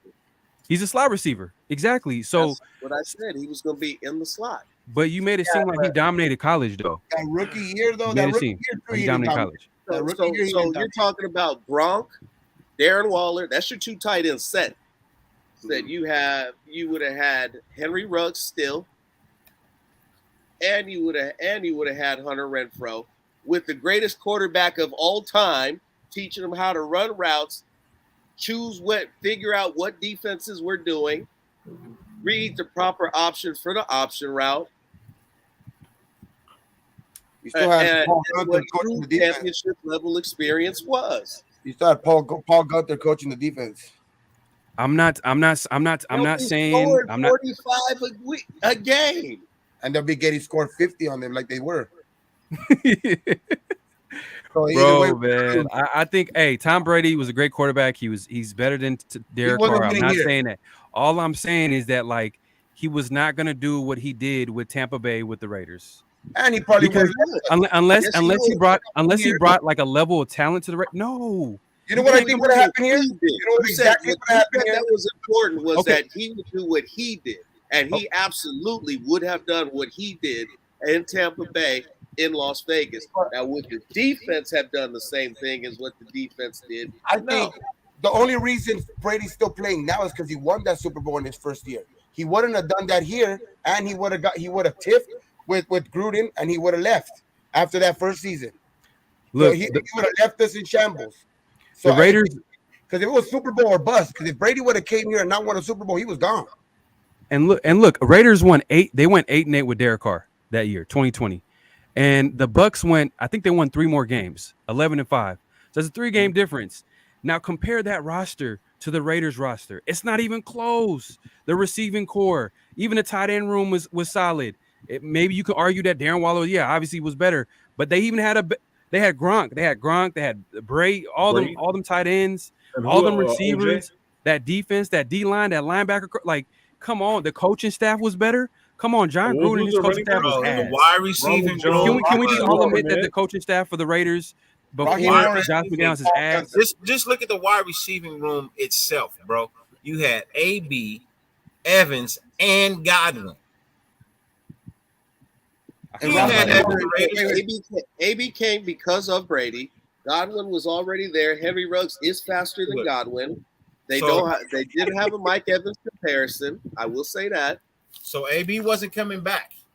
He wasn't coming back to the Raiders. wasn't coming back, bro. They were not accepting him back. No, they weren't. No, They were not going to accept him back. So And then we can Raheem kill Morris, that right there. Paul Gunther. Raheem Morris, Paul Gunther. Yeah, come on. Yeah, don't look up and to the left, bro. You know the difference. That's got nothing to do with offense, though. Yeah, But I it's know. got everything to do with the reason why we have They won the Super Bowl that year. Our defense Why did they win that Super Bowl game? Challenge when they needed to be. That Super Bowl game, why did they win it? Defense. We didn't have that. Yeah, man. I'm not saying Tom Brady's ass. I'm not saying that Tom Brady is better than Derek Carr. I'm just saying the situation that he would have came to Las Vegas. I think his ego would have been like, come on, I think his ego would have been too big just to come to the Raiders and think that he was going to win a Super Bowl. No, like the Raiders at that time, at that very moment, we didn't have the coaching staff, the players on the roster. We had some pieces, like Phil was mentioning, the Wallers and the Renfros, but then there's a drop off. You got rookie receivers, and Brady, has he ever been good with rookie receivers? No, usually he's been he plays well with like basically good veterans. You know what I mean? Veterans who are established, that he has good chemistry with. And I just think that it would have been it wouldn't have been a good fit. And you mentioned like John Gruden's ego. That's a good point too. John Gruden, his ego. That's what wouldn't have worked. Yeah. That's where I think that John Gruden could never have a bigger star in the building than him. That's why him and Al didn't work. It's why him and Derek worked so well, because Derek would never have that ego. That's 2 Leos trying to share the mountaintop, bro. Yeah. It's not gonna fucking work, bro. And that's what I'm saying, Super Bowl or bust. If they don't win, and he fucking butts head with Gruden, he's gone, and he leaves us fucking like shit. Because if we don't win the Super Bowl, we're basically just gave up our team. Ain't nobody gonna want to play up with us anymore after Brady leaves. and we starting all over again. We don't get a Devontae Adams this year. Yeah, because Carr gone. Because Carr ain't here. So Okay, Devontae. well, all right, check this out. So, 2020, the Bucks, with who they have? Leonard Fournette, Ronald Jones, Braid, Gronkowski, Brady. Who else? Godwin, Evans. What was the backup running back for Ronald Fournette? Jones. They have that all pro Jones. center, Juno Jensen. Jensen, right? Okay. Jensen. All right. Was it McCoy on the team? LaShawn McCoy. Did he get added McCoy to the team? was on the team too, also. All right. So now, at some point, go to the Raiders. Same year. Who was on the team? Derek Carr, Waller, Renfro. Who else? Who's on number one? Aguilar, right? Going into the season was like a fifth receiver. Right. Okay, so check this out. How many points did the Super Bowl Tampa Bay Buccaneers score on offense on average throughout the whole season? About 35. 33? No, 27.2. You know how much the Oakland Raiders, or actually Las Vegas Raiders, Oakland averaged? Like 13? 27.1. Oh, wow. Interesting. How many points were we giving up? I'm not even going to go into that because you already know what that is. How many points were they giving up? No. Oh, That's a big part of it. Those could be a lot of. How many points were we giving up? All right, okay. Garbage points. And then turn around and then do red zone percentage. Offensive red zone percentage. Here we go. That's coaching. Red zone, That's coaching. Red zone has nothing Confirmed by Darren Waller. Confirmed by Darren Waller. He's coaching. Everything has everything to do with everything in the game because it's in the game. But it's like EA Sports, bro. It's in the game. You can't look. Because the simple fact is, okay, so we're gonna do that. So how does the red zone? Okay, we're not gonna talk about the red zone. Okay? But how does the red zone? We're not How's the gonna red talk zone about going to red affect zone. it? 20 How's yards the red zone in. going to affect it? If the average points, we're looking for averages, right? I'm just saying on the average because we're debating the team. Okay, overall, the average per game. I got the numbers for you whenever you're ready. Okay, well there you go. Go for it. The Raiders, the 2020 Raiders defense gave up 29.9 points per game. So basically 30 points a game. Yep. How many was that was ranked 30th, by the way. What was Tampa giving up? Tampa Bay, I'm not seeing them, so they're probably closer to the top. They're number 7, so 21, you could round it up to 22 a game. Yeah. They're giving up 22 a game. All touchdown better, pretty much. Yeah. But they're number 7 and we're 30. Yeah. A touchdown is a fucking big difference, though. Right. Football. So what I'm trying to get at was the points scored with that offense. You know what I mean? The points scored with that offense. I know every part of the running game and all this stuff comes into effect. I do understand that. I'm just doing this for a quick argument. It's just how is he going to produce those type of numbers that Derek Carr did with what he had? And if Derek Carr, if they were switched, Derek Carr would have had way better season from him. Way better. Where? In Tampa? Switch him. It would have been worked. Derek Carr would have got a Super Bowl. Brady would be leaving Vegas. Damn. That would have been crazy, but I don't know. It's a strong possibility. I'm not saying it's the only one. It's just I'm a little not invested into it, but it's just kind of like my theory on it. I just didn't see the future in that shit. You know what I mean? I agree. Like Brady could have maybe he for sure I think would have got us to the playoffs that year. I just think he wouldn't have got through the AFC that year. And if he don't get through the AFC, then we're fucked because he leaves. I think he retires. And that Super Bowl, I think that Super Bowl got him playing these extra years. That Super Bowl gave him more life, bro. Because now he's chasing that ring with that team again. So he's like, Yeah. He ain't gonna be playing. He ain't gonna be chasing shit this year. Said that motherfucker's whole offensive line is shit. Like this will probably be the year he retires to keep it real with you. hey, Jensen's out, no? But before this year, it was one of the better units in the league, right? Yeah, Jensen was out for the all. Right? Jensen's like the Yeah, all-pro but player. his right guard left, went someplace else. His center is out for the Out year for the because year. he got hurt. Ooh. Left tackle or Wirfs is the left side, right? Where, He's where's out. he's out? Yeah. Oh shit! It's Yeah, either the that, offensive line is the That Jensen lost, that Jensen one was big for them, bro. That's just big for them. Because that dude's a fucking mauler, bro. That fool Jensen's a mauler. That dude can. yeah, Jensen was a beast. Yeah, And they lost Alex Kappa. yeah. He reminds me Right. of. Yeah, he took off too. He went to Baltimore, right? Yeah, And he's look, the one that went. And look, we're talking about an O line that was one of the better units in the league, and that's what Brady was playing with. They weren't Look, better he had than us. everything. What was ours? He had everything. He had defense, running game, and that's not a bad thing. That's what you need to do. You got to put the best product on the field. You got to put the best players on the field.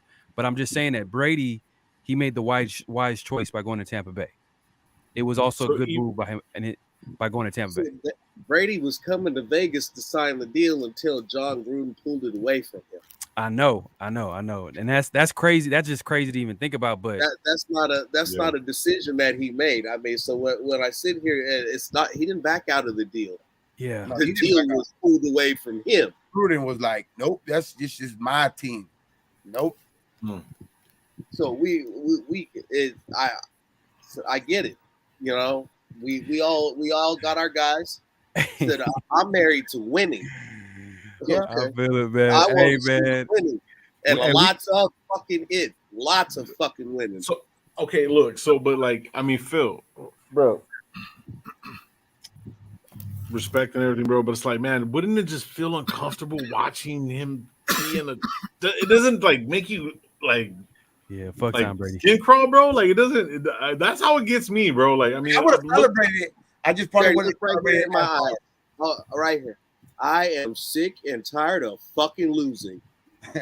I get it. I get that. I do, brother. Trust me, I do. I get it, We all are, dog. Trust me. bro. But you know what would be a comparison? You know what would be comparison is when. What is- How did you feel when the Raiders hired Josh McDaniels and Dave Ziegler from the Patriots? I was overjoyed. You know, at first I was kind of like cringing a little bit. I'm like, Yeah, a damn, little Patriots, bit. a little bit. Yeah. But then I was like, damn, you know what? This is a good hire. And I'll be like, damn, this is a great hire. But Yeah. with Brady, it's a little bit different. It's a little bit This different. was probably the only hire that I really wanted above Eric Bieniemy, because I figured that if what they needed to do in order to get to the next level, take the next step, is you're going to have to poach from one of these championship trees, because everybody in the history of the Raiders organization who was worth a damn is no longer with us, or they're just a bunch of fuck ups when it comes to have no idea how to run a modern NFL team. Yeah. So, but with these guys, you're getting the cream of the crop, guys who won championship after championship, won the division for 20 fucking years straight. And to really do the measure, if we really want to have a measuring contest between Carr and Brady, Carr is about to run Brady's offense. Because when Brady really well. When Brady took off, he was there, and he's doing it with a lot better receiving core too. But we won't talk about that. Yeah, I like. I don't know. I just think. So are you saying in 3 years we can be having the Brady Carr conversation? Who's better? No. Nah, I don't If think he wins the next 3, with 3. If he wins, It's gonna have to get to 5 before you can hear that. Brady at 7. Not in the sense of who's the better quarterback, but who's running, who had the better who ran the offense a little bit better. Gonna have to get to at least 5 before that becomes a conversation. All right, Hey, you know what? I don't think that conversation even has to be said. I think. Yeah, I don't. I see. Look, okay. Carr For can me- make himself the best quarterback in Raider history. That's for sure. Well, he already is. Like Carr can win 4 to 5. All the records except for wins. I just want that Super Bowl. One, at least one. Give me one. Well, he's got wins, but not where it counts. Yeah. It's very far-fetched for Carr to even come close to accomplish what Brady has done. Yeah, I will give Brady props all the ways. Too much body of work. Too much. No, for Carr to surpass Brady, there's nobody. Nobody's gonna do it. Yeah, No, but I'm just saying. I'm just throwing it out there. But for Carr to surpass Brady, Dave Z and Josh McDaniels are going to be the greatest things to ever happen to the Raiders. Exactly. Yeah. Hey, they got to do magical shit with this roster. They got to do. I'm with it again. Talk about something. I'm with it again. Let's do it. Something. Here's where I'm gonna fuck your whole heads up. So you want to take a deep breath. I believe he can do it with this offense because this is a system offense, and if he is that's the way he operates is in systems. He's not an improvisational quarterback. Can he do it at times? Yes, but he operates best inside a system when he can do things by diagnosing and not having to think, just letting it rip. That's when he's at his best.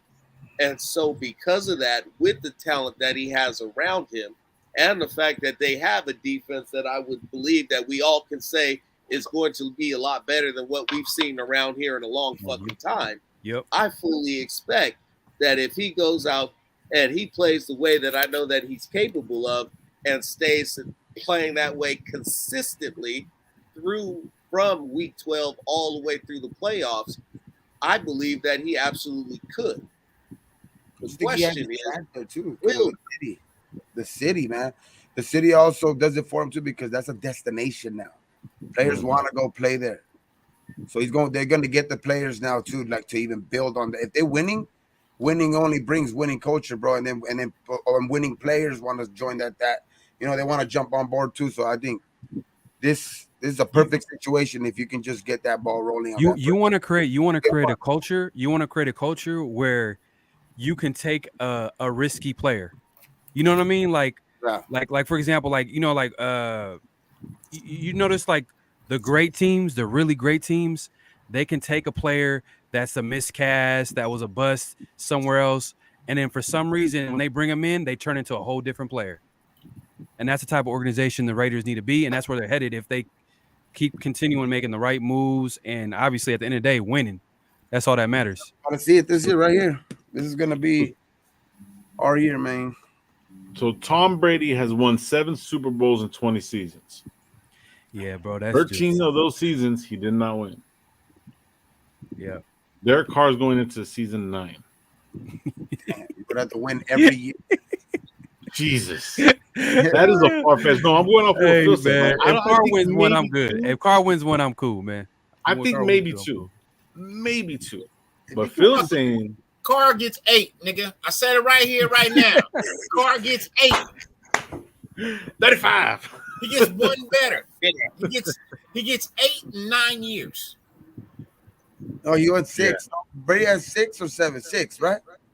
Well, you gotta remember Brady's also JT, 9. Man. JT, I know Brady is a great leader, but I think Carr is a good leader too. He might. You could say you don't think Carr is a good leader? Not on Brady's level. I don't know, man. I think last year kind of like he proved a lot to me on that aspect.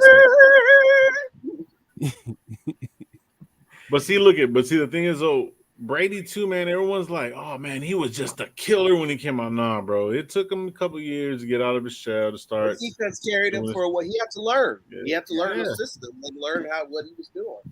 So I never see Derek Carr back down. That's the thing. Carr's never gotten the chance to, dog. He's gotten 6 fucking different coordinators in 9 years. He's never got the chance to get comfortable in the fucking system. Yeah, I think he probably knows every NFL system known to man. But the new system that we're running, isn't it like kind of a different version of the spread offense, pretty much? Yeah, the language, it's very similar, right? The verbiage and all that shit. When it stays the West Coast offense, from what I've heard, guess what offense ran that? The Fresno State offense when they had fucking 5,000 yards and fucking all those touchdowns. Exactly. Circus Raider. Hey, I've been Dirty, saying that shit. pull up his comment. He said what Pharaoh said is how the Raiders used to be. Facts. Jim Plunkett is an example what a bust basically. He was drafted number 1 with the Patriots or San Francisco? Yeah, number 1 overall after winning the Heisman. Yeah, Then the Raiders were known for that, for Outcast, bringing in Outcast, and just they were ball here, bro. That's getting the misfits of the league, and and they would fucking make that, they would just be monsters here. But Raiders were an outlier, though. They were a little bit of an outlier. Yeah. But what I'm saying is just create a winning culture. Then you could be like the Patriots or the Warriors or these great teams, and that like they can just take little risks. What? You know what I'm saying? The Warriors. What? You know what I mean? I know I'm talking about a different sport, but the Warriors are a great organization. They bring players, and they for some reason they play better with the Warriors, man. Like it is what it is, man. Great coaching, great winning culture. Same thing with the Patriots. They for some reason they take a risk on a player, aka Randy Moss. If you remember, that he was a player that everybody looked at as like, oh, he was done. He's not the same player. He's a bigger ego than he is a talent on the field, and then he goes to the Patriots, and then boom, breaks the record for fucking most touchdown catches. Exactly, 23. Exactly. Hey, look, man. Hey, y'all making me feel. I'll say this real quick, man. Y'all making me feel real good, man. I feel like the real king of late night, bro. We got over 100 viewers right now, bro. As really? Oh shit, nice. That's what's up. We're over 100 viewers right now. Salute, Jesse. I appreciate all of that.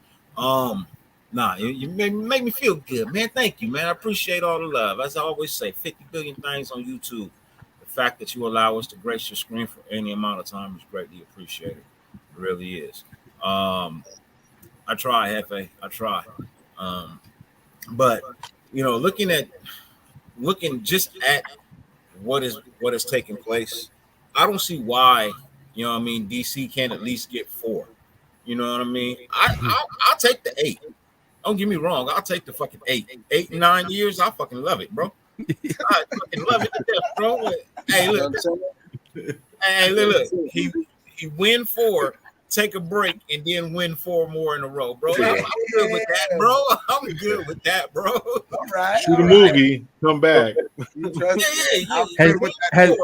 me, 30. I'm good with that shit too. Hey, NFL fun fact question. Was there any team to win 3 straight Super Bowls? Never. Oh, never. Wait a minute. No. Hey, the chat, the nation, if y'all know the answer, y'all can drop it in. Wait a minute. Before or after the merger? The only team done it. Before or after. Only before would be Green Bay. Yeah, let's say after the merger. After the merger.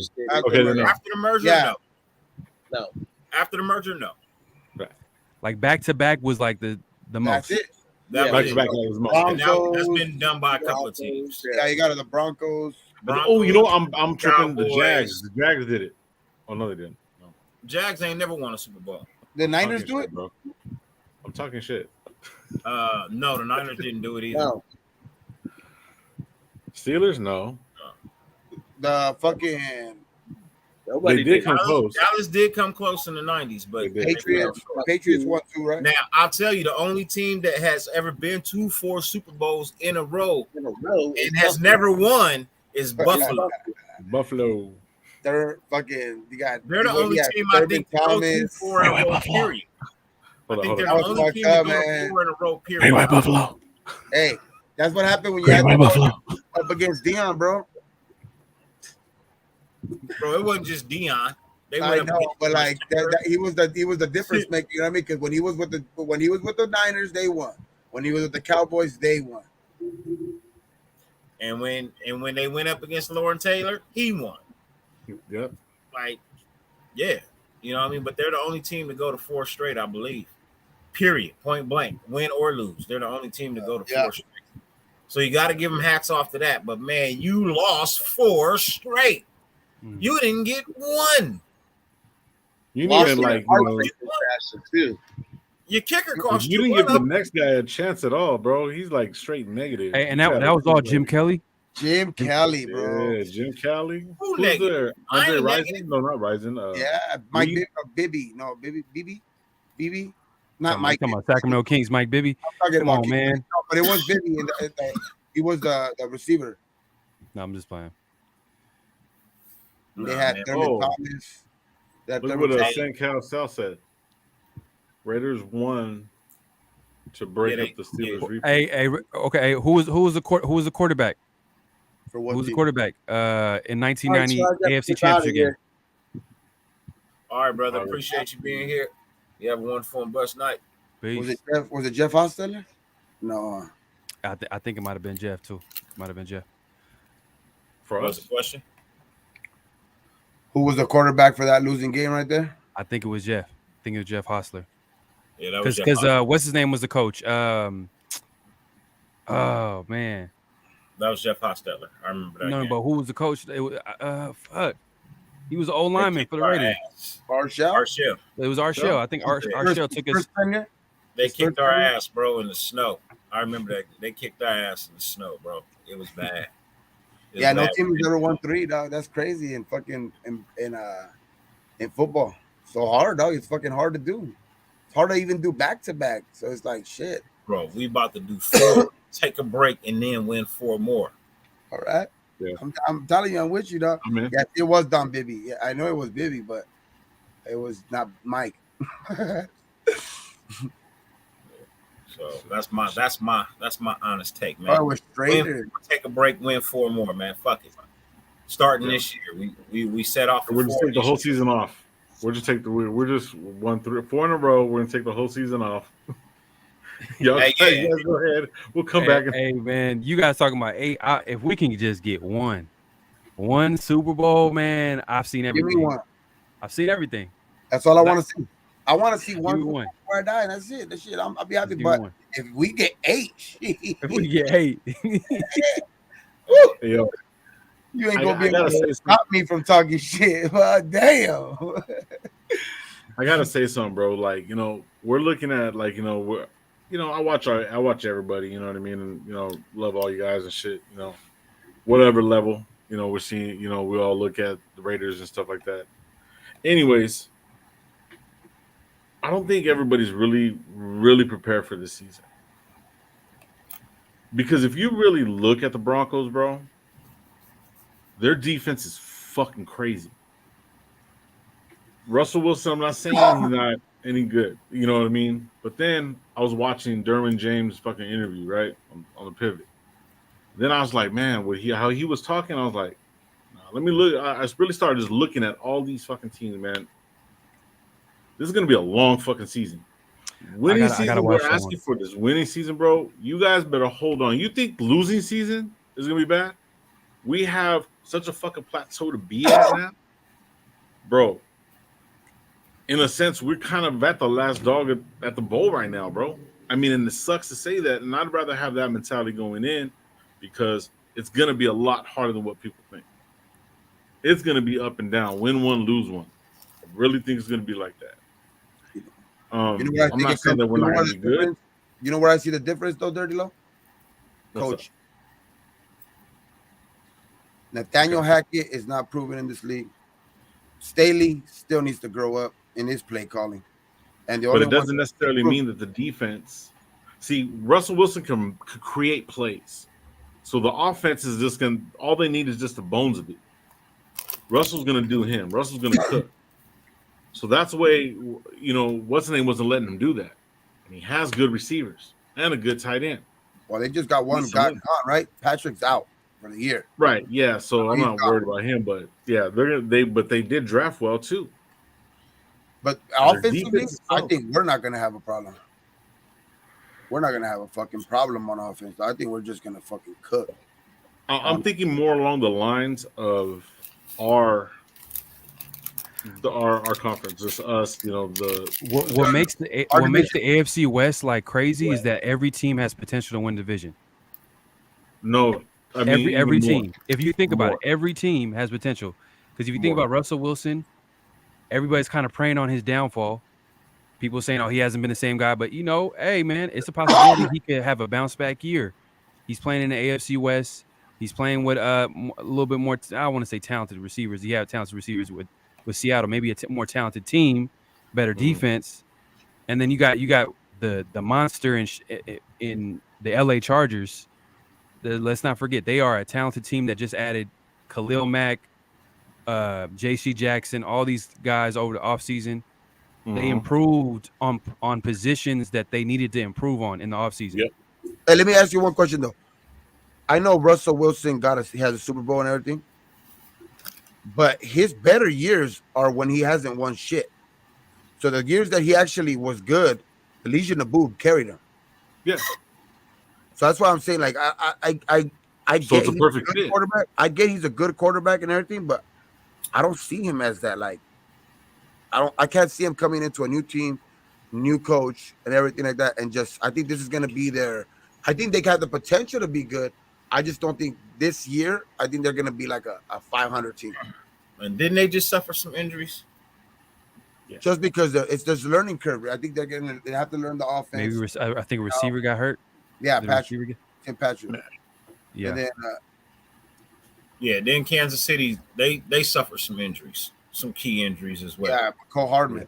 Yeah, Cole Hardman. Yeah, he got Carter off the field. Oh, did he? Yeah.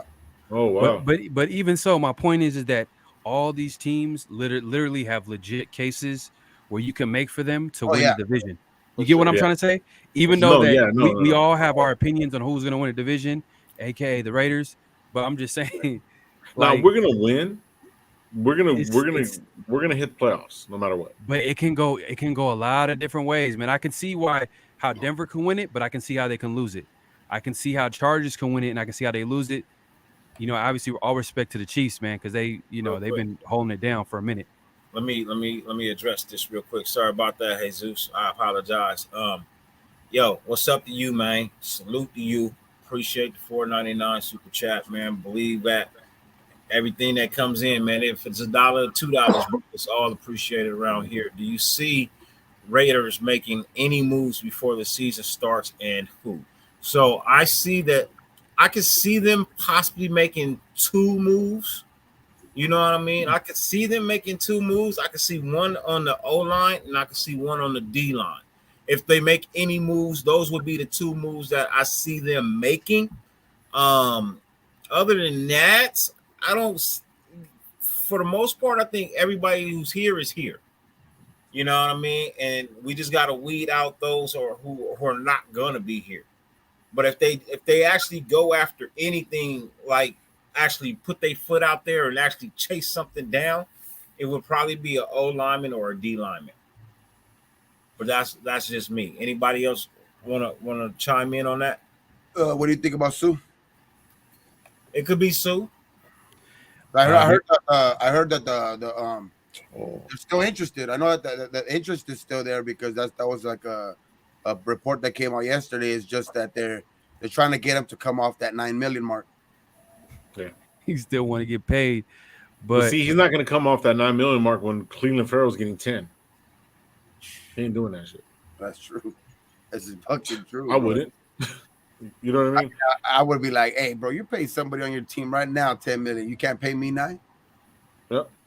When I'm way more productive. You know what I mean? Even so at this pretty much, yeah. Our options are going to be basically limited. We're going to have to basically find 2 players for depth pieces and get them to fit somewhere within under 7 million for it to work. Maybe even 8. And I'd rather grab 2 players and you can best believe this. With I'd incentives. rather grab 2 for like 8. But what about if you could get him for 7, but you give him 2 million worth of incentives if he could reach those incentives? Hey, and shout out to Trevor too, because he's mentioning the Pats O tackle, and that was a guy that I was going to bring up too. I was just getting ready to say, you best believe with him being in Vegas, Wynn. You know what I mean? With Wynn being in Vegas, you know what I mean, and going up against our defensive tackles like Max Crosby and Chandler Jones, you best believe this is a workout for the Raiders too. Yeah, you know what I mean. Even though he's in another uniform, if we're interested in him, we're definitely taking a strong. I mean, and I know they already know a lot about him, but they're definitely taking a stronger look at what it is he's doing over there. You know what I mean? Why they have him on the field for these next 2-3 days? Only thing that scares me with him is the injuries. He has a lot of injuries. Yeah, so I think that's what they're going to look at. Why they have him on the field? How is he progressing? You know what I mean? Are any of those injuries lingering? Are they bothering him? Are they doing any of that? So for me, I believe, like I said, if they make any moves on the line, I mean, he could be a thought on that offensive line. But I think if it's defensive wise, they're only looking for one player on the defensive side of the ball, and that's Ndamukong Suh, and that's only if he comes off that $9 million a little bit. Just say 8.5. Say you come down to 8.5. What we offer. I agree, JT. They're going to be scouting him this week. The crazy thing is that what's going to make me so confident, even if they make this move, I'm going to be confident, is because the O-line coach knows him, the head coach knows him, like the GM knows him. They know every injury, every little thing that he needs. They know it's not going to be like a random player from a random team where they're going to have to make an educated guess. They know everything they need to do. All they're going to do is probably see him in practice and be like, okay, he looks good. All right, come on. They know everything about him. So I think it could be a win-win. No pun intended. It could be a win-win. You know what I'm saying? But we'll see. We'll see. But the thing with him is that he has 4 years in the league. He hasn't stayed healthy for 1 year, any year. He hasn't stayed healthy for a whole year. I'm good. Never mind. About 1 year. I was gonna drop two. I was gonna drop a second round and a third round at him for him. Yeah, and then eat his contract.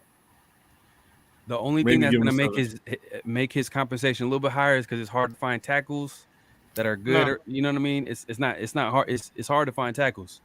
Okay, he only missed one game last year. But the other 2 years, he's played 9. He's played 10.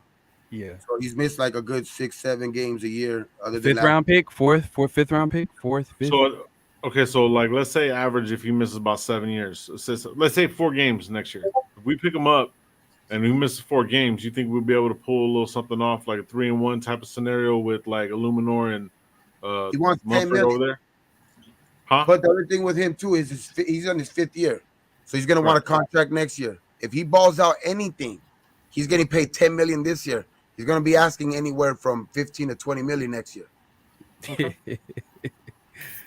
Well, I'm not worried about next year. We got Leatherwood, man. Calm down. Yeah, that's the thing that's the only thing with Wynn. If we trade for him, we give up something. We got to pay the 10 million, and we got to pay him next year. I don't think it's going to be feasible.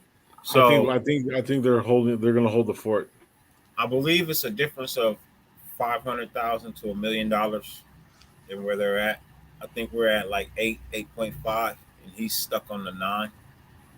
You know what I mean? So I think it's just a matter of, you know what I mean, $1 million to maybe $500,000, something like that. Because I read somewhere our last offer to him was 8.5. You know what I mean? Which is, I think, fair. Probably a little bit more than what most want to pay. So yeah, I agree with JP though. My thing is, if you're chasing a Super Bowl, pay the fucking 9, bro. It's only $500,000. Just pay the fucking 9, man. If you're actually chasing the Super Bowl, pay the fucking 9, man. You'll still have 14. You'll still have 14 million left over for anything like that. If anything goes wrong during the year or anything like that, you'll still have 14. Actually, 16, because I think we have 27 right now. 27? Oh, I thought it was 23. But all right, shit. I think we're right around 27 right now. All right. Hey, I'm gonna make one more thing. Say something real quick, and then I'm gonna dip out because I'm fucking burnt. But else is fucking 4. Shit.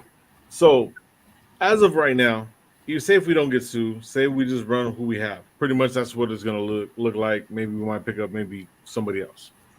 As of right now, the moves that we made off season has gotten us prepared to stay structured for a long time. Now, this first year, we might not get that right tackle. We might not get that defensive tackle that we need. You know what I'm saying? And this is something that we're just gonna have to fucking accept because we're clearing the fucking board with all the bullshit contracts, all the fucking players that we don't need, all this other extra money that's going out, and stockpiling on draft picks. Exactly.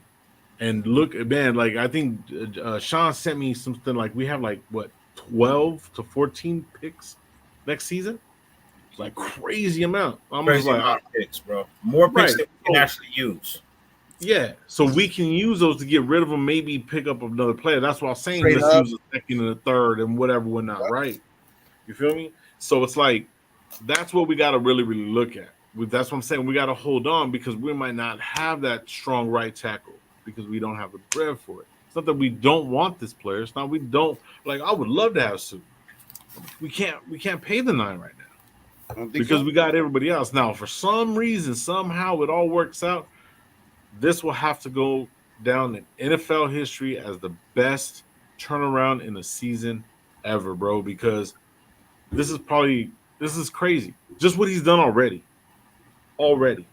I think So. Yeah, man, that's pretty much just something that's going on. 82, dog, just because he's stuck on that number and he has it out there like fucking a fishing pole, dog. I think he has that 9 out there for like a fishing pole. It's training camp. He ain't trying to go to training camp. If somebody bites on it, somebody bites on it. But I think once week 1 comes around and he wants some he's willing to start taking that money, I think he'll come down to like maybe 8. Yeah. For me, I think he will. It's just I think he just has it out right now, just seeing if somebody bites. It could happen possibly within the next 2 weeks before the season starts, or he's a D lineman at the end of the day, so it can go into the season. Exactly. Because he could easily go to a team, and because at the end of the day, like I'm not trying to make light of his position, but he's going to be rushing the passer and stopping the run at the end of the day. Like he just got to know his gaps, disciplines, and like where to, you know what I mean, when they run stunts or something like that. That's probably going to take a little bit, but it's not going to be like those type of guys could play like right after they get traded. You know what I mean? Oh, like yeah, they for sure. Play that week. They could just get practice a couple days and they could play. Definitely, like receivers, quarterbacks, like players like that. Like they got to learn. It's a lot of chemistry, timing. That's tough for them to make that transition, like in the middle of the season. So that makes sense. Yeah. Well, brother, Dirty, I'm about to be out, brother. Man, thank you so much for inviting me. I appreciate it. Appreciate you. Hey, Farrell, bro. Thank God, man. You were live, brother. You were live. You here, bro. Like it was like hey, I what was happened like to you, man? You had a live the other week, and you just straight up, brother. just, you know what I mean? You know what? A lot of family issues have been coming up recently, but like I was telling my brothers over here off camera. Starting this Saturday, every Saturday from 10 to 12, I will be live talking straight Raider football stuff. So every Saturday, we'll start putting everything up, so everybody's invited at all times. But yeah, man. But it was good seeing you, Gabe, brother. You already know what's up. But man, brother, Dirty, always appreciate it, man. Thank always you so pleasure, much, my brother. You guys have a great night, man. I'm gonna get that Madden, and so I can come over there and spank on you, brother. Yeah. Well, hey, that's another thing too. You too. If you guys are watching right now, we're gonna start playing this Madden. Farrell, you need to get on this too because Gabe's getting on this too. I just randomly I was on YouTube and I just seen Lowe was playing Madden football. I'm like, what? And I get on it. And who was it? Was it Raiders versus who? I can't even remember, bro. It was like Raiders versus somebody. I was just dying. I was like talking shit in the. Yeah. So me and Avocasi, we're playing tomorrow. We're playing live. We're playing about like 10 o'clock in the morning our time. So, but yeah, man. So, but anyways, man, we'll talk more about it. We'll get all into it, brothers. But you guys have a good night. You too, we'll brother. See you guys soon. All right, peace. All right, man. Peace. Too resilient, my guy, man.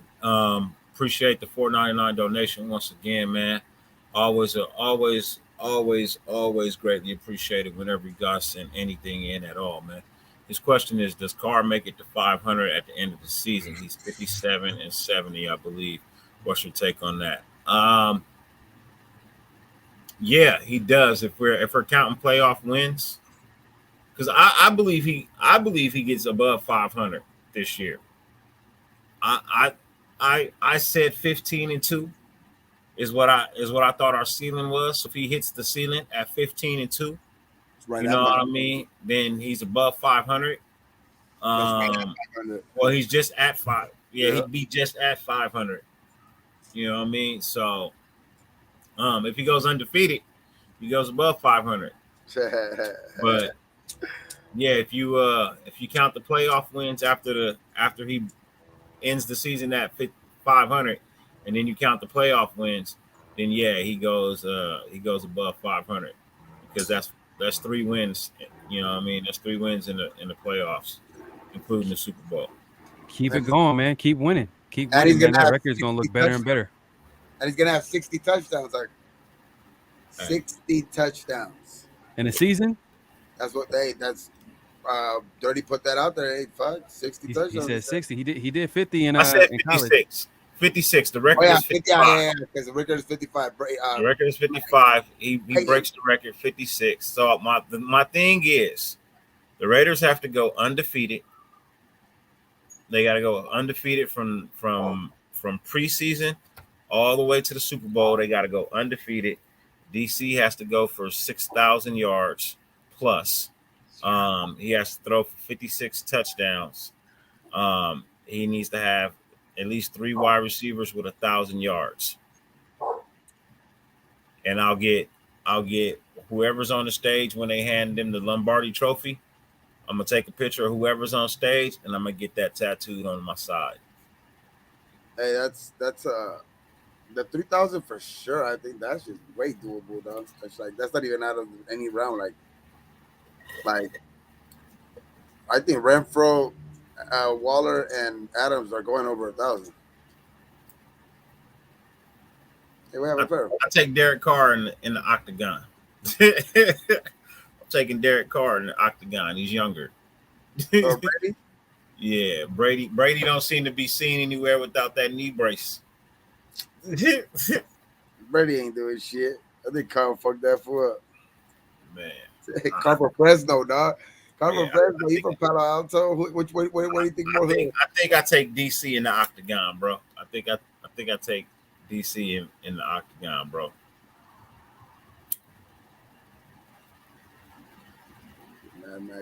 Yeah, because I don't even think Brady would have a ground game. I don't even think Brady will have a ground game. I think Carr beats him in both. I think he beats him in the ground game and the stand up. Because all it's gonna take is one smooth kick to the back of Brady's knee, and he's done. Yeah, Brady from up there too. Yeah, he's from out there. Yeah, he's from up there too. He's from the nice part. He is Foster City. Mm-hmm. Ain't that many nice parts in Fresno, though. I know where Foster City is very well. I got family in Foster City. You know what I mean? It's Fresno. You gotta be, she is. Yeah, hey, baby dog. That's what I'm saying. Calf kick and it's over. He's done. Match over. Right behind the knee. Kick him right behind the knee. Man, you imagine DC put him in a leg bar? If DC put him in a leg bar, bro, it's over. He tapping out immediately, bro. Fucking WWE should put him in the sharpshooter. Hey, fuck around and put him in the Boston Crab. Fuck around and put him in.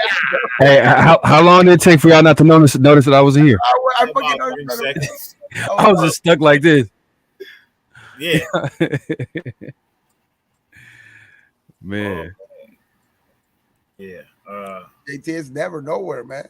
Shit could be like that in fucking Beverly Hills. It ain't Hey, never all Southern just, but shit, there's difference. There's a difference. Hey, it's all chips and dip in fucking Foster City. It's all chips and dip in Foster City, bro. Trust me. Hey, you know what I'm looking forward to? Even before the this last preseason game is the joint practice. I'm not gonna lie, because that's what we're gonna hear about, like how Derek Carr looks, how Devontae Adams is gonna be cooking some of these cornerbacks from the Patriots. You know what I mean? We're gonna see like some of that. You think they're gonna close it off? I hope not, man. I used to like when the beat reporters used to give you the play-by-play. Now they don't do that as much. I think because it's fucking Bill and fucking McDaniels, I think they're gonna close that shit off. They're gonna close it like they're gonna like as soon as the media gets there, they're gonna be done with practice. Yeah, for real. I think they're gonna do that shit. It's Bill and Josh McDaniels, dog. It's like I don't think they're gonna lack nobody in that motherfucker. Yeah, facts. JT, where you at?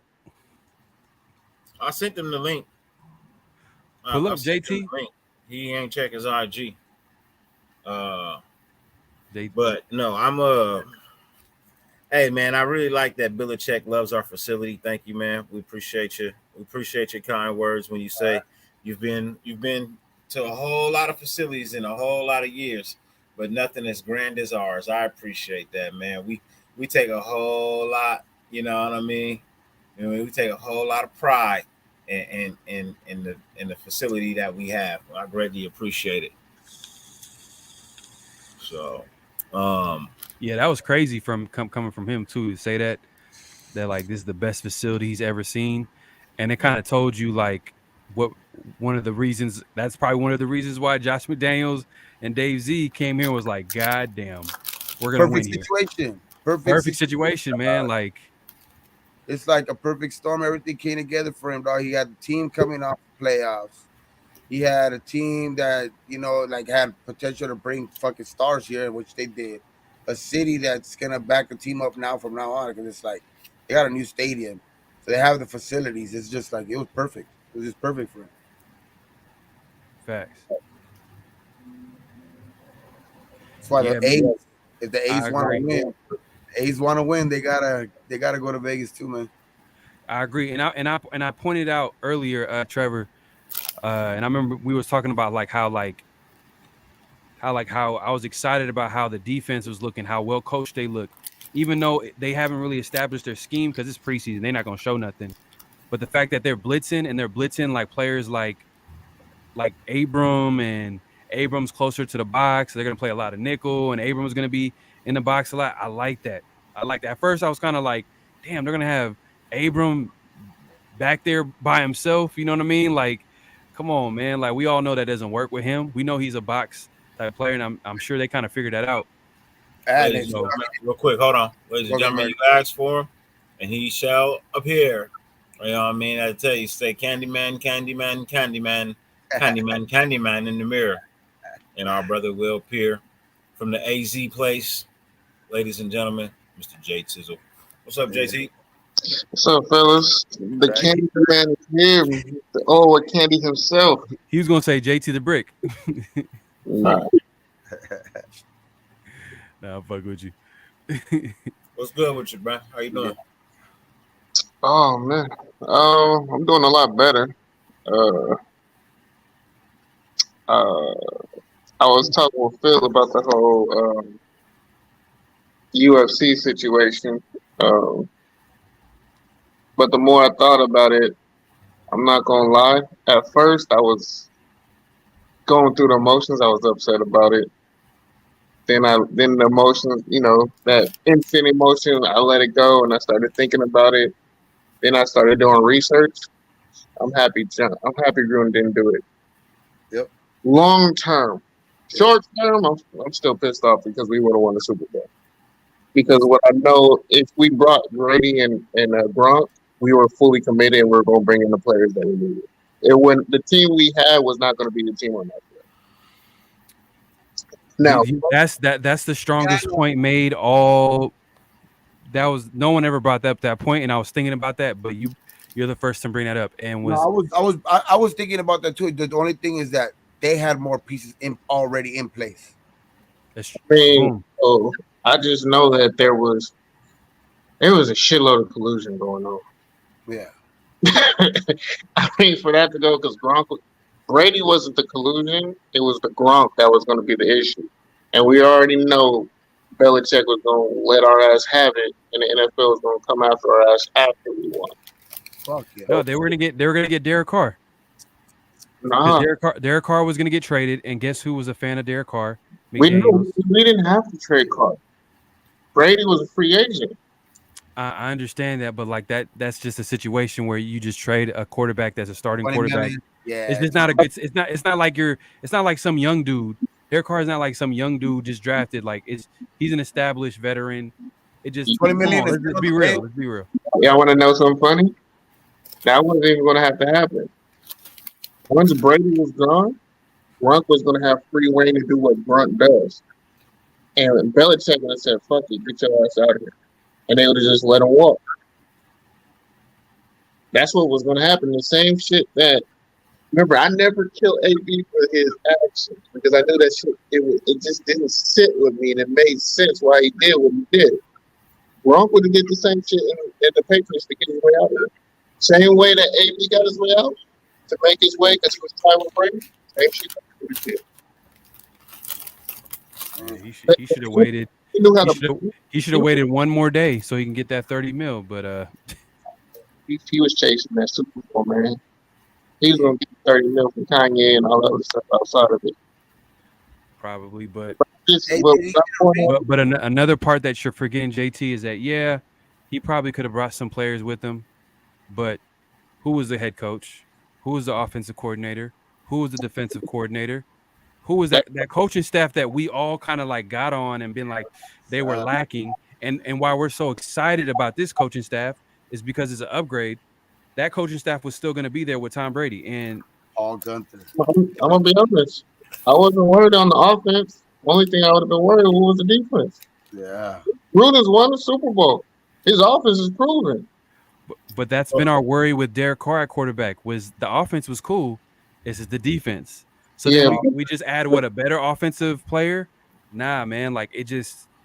You think? Man, let me ask you this. The thing about it was, what was Tampa Bay?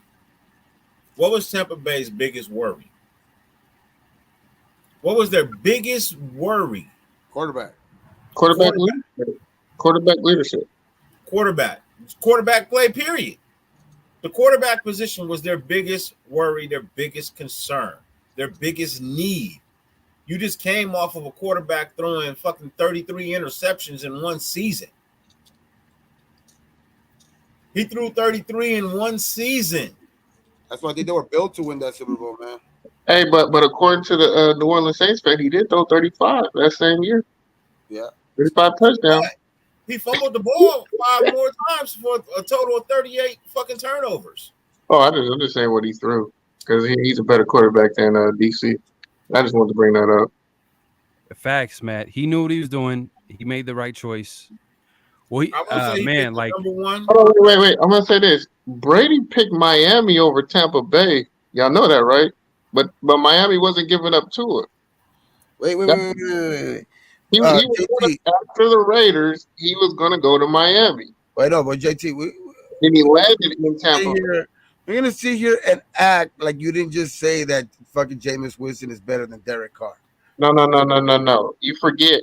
Dirty had like a 2-hour discussion with the guys in New Orleans who said, "Oh, okay. I was like, oh, shit."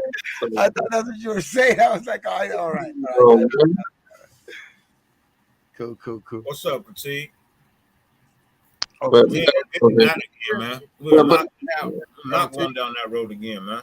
I was just making a joke. I was like, what the fuck? I was like, JT's a fucking car. Hey, though, but let's be honest, though. Like, if Derek Carr has a huge season, right? Let's say he has like 45 touchdowns, 15 interceptions, that the Raiders go 13-4. They go to the playoffs. They get a high seed. They win the division. Does your opinion of Derek Carr change, or is it still the same? He's a very good quarterback. You know what I mean? Like, it's still the same how you looked at him, or does it kind of turn into something else? It's turning like, you know what, Derek Carr solidifies him. This dude he's top 5, he's top 10, or he's top really whatever. Yeah, it really solidifies him if he does that for damn sure. And the sky's the limit because he's his first year in the offense. This team is only getting better. Yeah, for sure. Well, it only solidifies my argument of him being a top 5 quarterback. Now he's gonna be the best quarterback in the league. I've always stood on that standpoint. He's never been below top 5. You said best quarterback in the league. I don't know. He's the best quarterback in the league this year. Well, you're saying he's going to be MVP. That's basically what you're saying. This is the thing. If he stays on this trajectory, I know we have weapons that can score touchdowns now. There's a good chance, I think. Remember, Carr had to force touchdowns before, which was something he was hesitant on doing. Now, those long plays are going to be touchdowns now. Yeah. And if you get touchdowns, he's now elevated to a top 2, top 3 quarterback. I mean, he had it without even a number 1 receiver. He was an MVP candidate. Now, but his team was not getting points. That's why that's what everyone doesn't give him credit. He's going to get MVP this year. I think he has a very good chance because he had that chance in 2016 without a real number 1. You know what I mean? Like Adams number 1, and now with Adams, I think he got a good chance at MVP. I'll say this: with the information that was leaked, I was giving Carr at least a one year transition year. But with what was just released on Saturday, Yeah. Carr no longer has that 1 year cushion no more. You got a fucking ball. But here's the thing. Carr got disrespected. Disrespect. Now here's the thing. Carr is not the one y'all need to worry about. His best friend does not like when motherfuckers talk shit about him. That's who y'all need to worry about. Who? He's about to go above and Oh, okay. Devontae Adams. Yeah. beyond. And DA's gonna keep reminding them, hey man, remember how much shit they've been talking? Remember what they were saying about that? That's gonna be in his ear all year. Yeah, and you know, and Derek Carr has always been a quarterback that, well, like, and every quarterback does, but like it seems like more so with Derek Carr, like he's big on trust. He's big on trust and chemistry, and that's true for, you can say, for every quarterback. But like with Derek Carr, it seems like if he don't trust you, he does not throw you the ball. Like he's like, Bro, you know what I'm saying? Like there's a reason why a guy like Zay Jones, who you can argue that was not the most talented receiver on our team, but was getting all these looks, that was getting all these opportunities, is because a guy like Carr, he practiced day in, day out, and he built that trust. He built that, and then we're all wondering. I don't want to bring this back, but we'll just talk about it for a little bit. Is a guy like Edwards, are wondering like, man, what's up with Edwards? Like, why is he not getting the ball like that? Why is he not getting the looks and yada yada yada? You know what I'm saying? Now you give him a guy like Devontae Adams, who he's comfortable with, and then Hunter Renfrow. You know what I mean? And then you got Darren Waller, and that's like, it just, and it keeps going too. I just like that Brady taught Carr something without even having to be in the locker room. He taught Carr what it's like to have a chip on your shoulder and how to win with that chip. Yeah. Now it's on Carr. Hey man, do you want it? Are you gonna eat that shit? Are you gonna shut people up? It's on you now, man. And I have all the faith in the world because I've been preaching it for the last what? I personally want to know what the fuck was the motivation behind Grunk even telling this fucking story in the first place. You want me to be honest? I could tell you. What? I'm listening. It's well known Dana White was going to be a percentage owner with the Raiders with another ownership group he was in business with before with the UFC. But people, y'all know who used to be the owners of the Sacramento Kings? The brothers with the casino. Yeah, Oscar Schlatter. Loafer brothers. They used to own the Palms. The fucking, what are they called? The Loof. The Petros. the Loof. The Fertitta brothers. Remember them? The Fertitta brothers were the ones that owned the UFC before. But they also were part of Sacramento Kings owners. Isn't it the Loofs or something like that? The fuck, I forgot what their name. They were. Remember, 3 years ago when Mark was having the money problems, TMZ randomly showed up to one of the brothers, and they were saying they're interested in buying a team. And this is the thing: TMZ doesn't show up randomly for them without them giving a heads up. Like, he was coming out of a coffee shop, he wouldn't just go to the particular brothers and start and ask questions randomly. Like, "Are you interested in buying a football team?" That was set up because they knew the Raiders were going to be up for sale because Mark didn't have the money. Dana White was a proponent of that, which is why he was bringing something to the table with bringing Gronk and Brady. And also, he was going to be part of that AB deal. Remember, he had a lot of other backstory too. Hey, can you clarify one point that you made? You said that Dana White is. He was going to be in a partnership with the Fertitta brothers. No, what I'm saying, that is he currently a minority owner for the Raiders? He's not, right? No, the deal was going to allow him to be part of it because the Maloofs. That were the guys that owned the Kings. Yeah. That sounds about right. The Maloofs. Yeah, the Maloofs were the ones that owned the Kings. Okay. So the Fertitta brothers were the ones that owned the UFC before, and they sold to the MGM company or something like that. The IEGM, something like that, for like a couple. Yeah. Well, you were the ones that were going to come out. And that whole deal was going to give him a percentage. But I believe what was transpiring was they were going to muscle out Gruden and take his percentage. Gruden got wind of that because he's not a dumb idiot. He's a business savvy person. And I think he was trying to wiggle them out and just still bring Brady on, but it wasn't going to work. So he just axed it.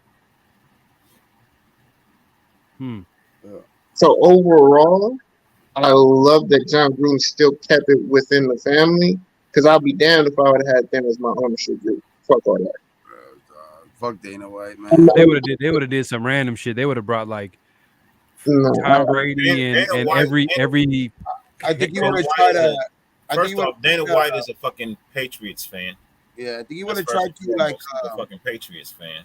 Uh-huh. So I'm good on him owning us, bro. You're not even a fan. You're not even a fan, bro. You only connected to us because we in the same city. That's why he's talking all this shit. He would probably would have tried to promote his USC through us and all that shit. No, that's what I'm saying. Another thing is he wouldn't have to pay money to the T-Mobile Center MGM because he now is owner of the stadium. Own that big fucking stadium. Fill So it he'll up. have fights there. It's a whole thing. Like I said, I was talking to my buddy who was telling me all about it, so I understood it. I'm still mad because I didn't want the damn Super Bowl. Like short term, as a fan, I'm kind of upset.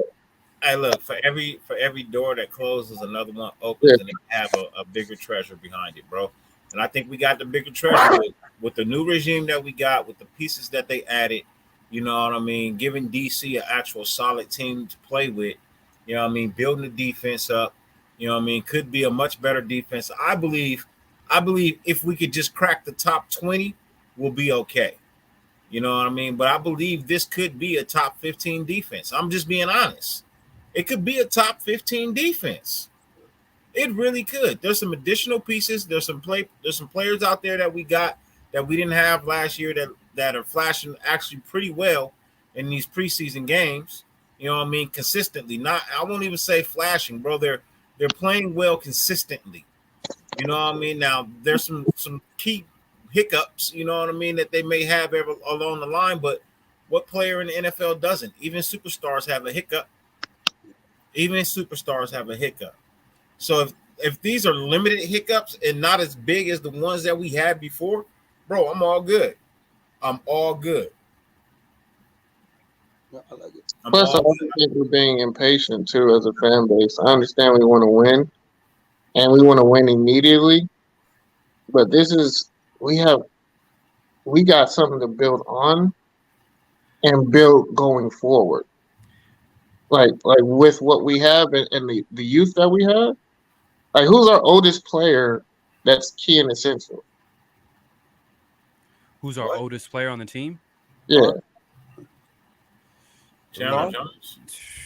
Carl Jones, right? We just picked up Chandler, so how long do you think we're gonna keep Chandler though for? If you're asking who's been on this team 3 longer years? than anybody, I mean, no, it's DC. But even then, he's still not the oldest player on the team, is he? Carl? Yeah, he's the only. I think so. There's nobody before him or after him.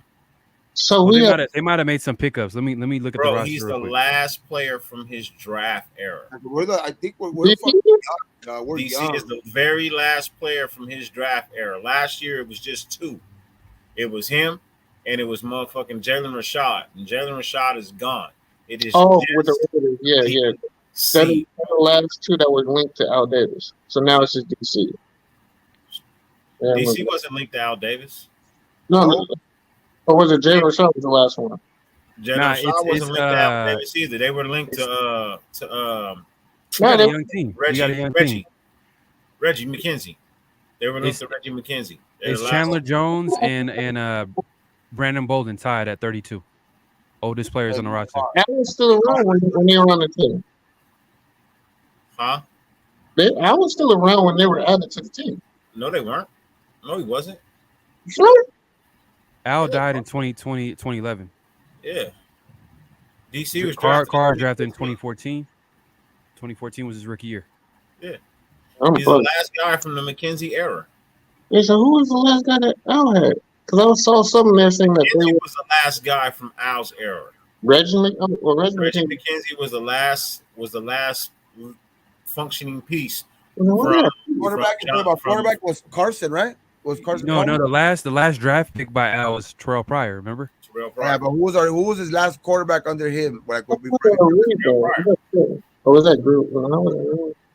I gotta read that. Al Davis' last pick. He was his last quarterback. Right.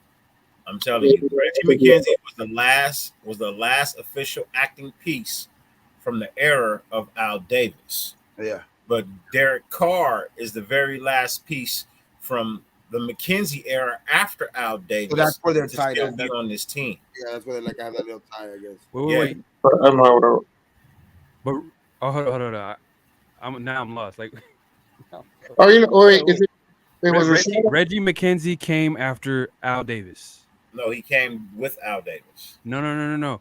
Remember, Mark Davis hired Reggie McKenzie as the first guy to his first football guy, his first GM hire. It was Reggie McKenzie. Yeah. Oh, you're right. Because Hugh Jackson took over when Al Davis passed away. I apologize. Weren't they the last two from the playoff team? So who was the GM at that time for the Raiders? For the Raiders when Al died? The dude we just fired like a year ago. Mayor? The dude who walked away for a year. That who Ventrell, the president? No, the GM with Al? No. Mark Bedane was running the money side of the for the Raiders. McKenzie, right? McKenzie. It was McKenzie. Just fucking Al. Was just Look, Al. so this is what happened. This is what happened. Al Davis was running the show. Oh yeah, that Raider critique put it right there. Yeah, we didn't have a GM. I think it was just Al. We didn't have a GM. It was Al and a bunch of guys that used to listen to Al. Mm-hmm. And then Al died. And then Hugh Jackson made a boss move by trading for the quarterback from the Bengals. And Palmer, right? That didn't work out. And then McKenzie comes in, and then he basically gets rid of Hugh Jackson because I guess Hugh Jackson rubbed a lot of people the wrong way in that building. So Hugh Jackson was never going to come to the Raiders. McKenzie hired Dennis Allen, and the rest is history. After McKenzie, it was Arshell's second tenure. No. That was before. That was way before. That was during Al. Arshell's second tenure was under Al.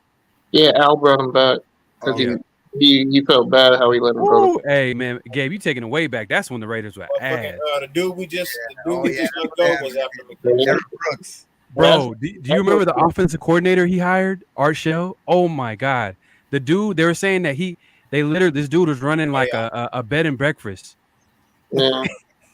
And he called him. Arshell called him. We're on our third general manager. We're on our third general manager. Since because it was McKenzie, Mike Mayock, and then. So we never had a GM when I was alive. So we on our third general manager in the history of Raiders. Technically the fourth because Al was the general manager. He was the acting GM. You know what though? Shout out to Ron Wolf. Wasn't he like a big piece in putting together those Raider teams? Ron Wolf.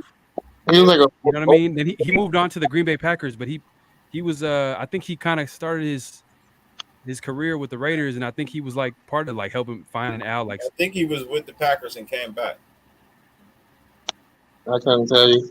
You know more than I can. Ron Wolf was he picked some players up for the Raiders. Hold on, let me see. Ron Wolf. We went 2-14. God damn, why you even say that, G10? So we didn't stroll down a whole nother rabbit hole. We didn't stroll down a whole nother rabbit hole, man. We didn't got to the history of GMs and the choices that they done made.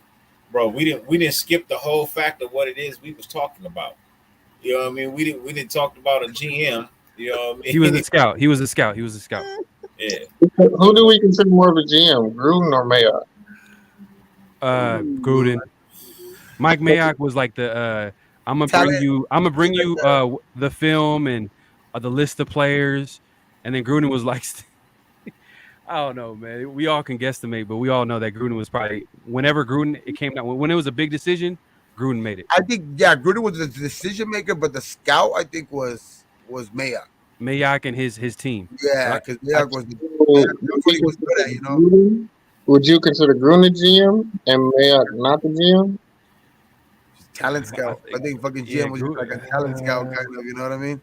We'll never know. Mike Mayock maybe in the public eye, he's probably never going to tell the truth. until years later, maybe. But I think, man, I don't know, He man. had That's to do tough. It's because Gruden had all the power, bro. Like Gruden had. If we only have 3 GMs, then it's not Mayock. Then I'm gonna say it's gonna be Gruden. Ooh, hey, Raider Kojo, hey, yeah, Bruce Allen. Bruce Allen was Was GM for a little bit. yeah, he was somewhat of a GM. You know, Al Davis had his say. Assistant GM, like an assistant GM, or like Yeah, you know, No, Al Raiders. Davis. Raiders will get a title, but they really don't got the job. yeah. It's like you got a GM title, but you can put that on your desk, but you know who's making the decisions at that time.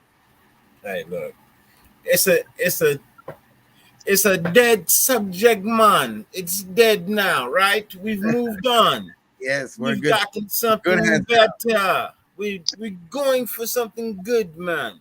So I got a question: is Drake cut, or is he still on the squad? He's still on the squad, but we put the fillers out there to fill some phone calls to see what team would like to make an offer before we just let him go, and then they got to fight for him on the open market. Terrible contract. Terrible contract. Yeah. So does that mean no team is gonna pick him up because we already put that out there, right? Yeah. Do we see the team possibly picking him up? Because supposedly the Saints There might be some desperate teams. A desperate team that wants want a running back coming back from back-to-back years, ankle injuries. Both were breaks. He can go back to Miami. You said go back to Miami? Yeah, go back to Miami. Do we play Miami? You play Miami this year, right? Yep. I don't want to go there. He gonna torch our ass. No, we don't play Miami. I don't think so. I don't think we play Miami. No, we don't play Miami this year. We don't play Miami. Okay. Let them go to Jacksonville. Yeah, we do play Miami. We do play Miami. I think we play Miami week. Let me see. I was about to say, do we play Miami? Yep. We play our division the first half of the first quarter. We play that whole division, but the Bills, right? No, we play the NFC West. We play the NFC West, and then we play the AFC North, and then we got the Titans and Jags from the AFC South. So and then we got the and New England. We got New England and the Dolphins from the AFC East. Yeah, so we play Miami. No, I don't want them. We do play Miami. Look, yep. Yeah, because I'm gonna be honest, he gonna torch us. Yeah, we play right in the middle. Who's gonna torch us? Yeah, because we play two teams Miami East. If we play Miami, they're gonna torch us. South. If he goes to I'm saying if he goes to Miami, he gonna torch us. Man, the Drake must be crazy. He don't have it no more, bro. Must be crazy. Break. That was a complete break. You know what I mean? I guarantee you if he goes to Miami, by the time we get ready to play them, bro, he won't even be on the active roster. Hey, G-Town says we don't play Miami. I don't think so. That's why I don't think we've seen him. I don't see him. They say we only play New England from the AFC East. Oh, we play New England? Okay. Never mind, we can send to Miami. Oh, wait, hey. Let's see. Fuck it. And maybe that's preseason. Yeah, game. we play Seattle. Because we just played Seattle. Oh, that's the NFC West. We play. I don't give a shit if we play him or not. Get him the fuck out of here. No, we don't. We don't play I him. don't care if we play Miami or not, man. Send him wherever the fuck he wants to go, bro. Just offer me something. Look, at this point in time, bro, I take a barbecue dinner. You know what I mean? Side of baked beans. Oh, we play the Cardinals. What is? You know what I mean? Mac and cheese. Okay, cornbread muffin, bro. I'm good. Send it through. This has been the third year in a row, though. If you can't do that, give me a fish dinner, catfish, red snapper. You know what I mean? Couple of shrimps on the side. Order of fries. You know what I mean? And a large strawberry motherfucking soda. Come on, I'll take that too. But whatever, bro. I'm about to go jump in the car and get some food. Now I'm hungry. I don't give a fuck where you send. Just send him the fuck away from here. Because he ain't doing shit for us. He ain't doing shit for us. I'm tired of him. I'm good on Drake, bro. I told y'all he shouldn't even been out on the fucking field, and I meant that. It's been proven. He ain't got it no more. That injury fucking hurt. You shouldn't have it no more, bro. We'll see, man, because he's still coming back from the injury. He's still coming back. Bro, you don't push it. You don't push it if you don't got it, bro. You don't push it. You know what I mean? You come back when you know you ready to come back, bro. You just came back here and you wasted fucking time.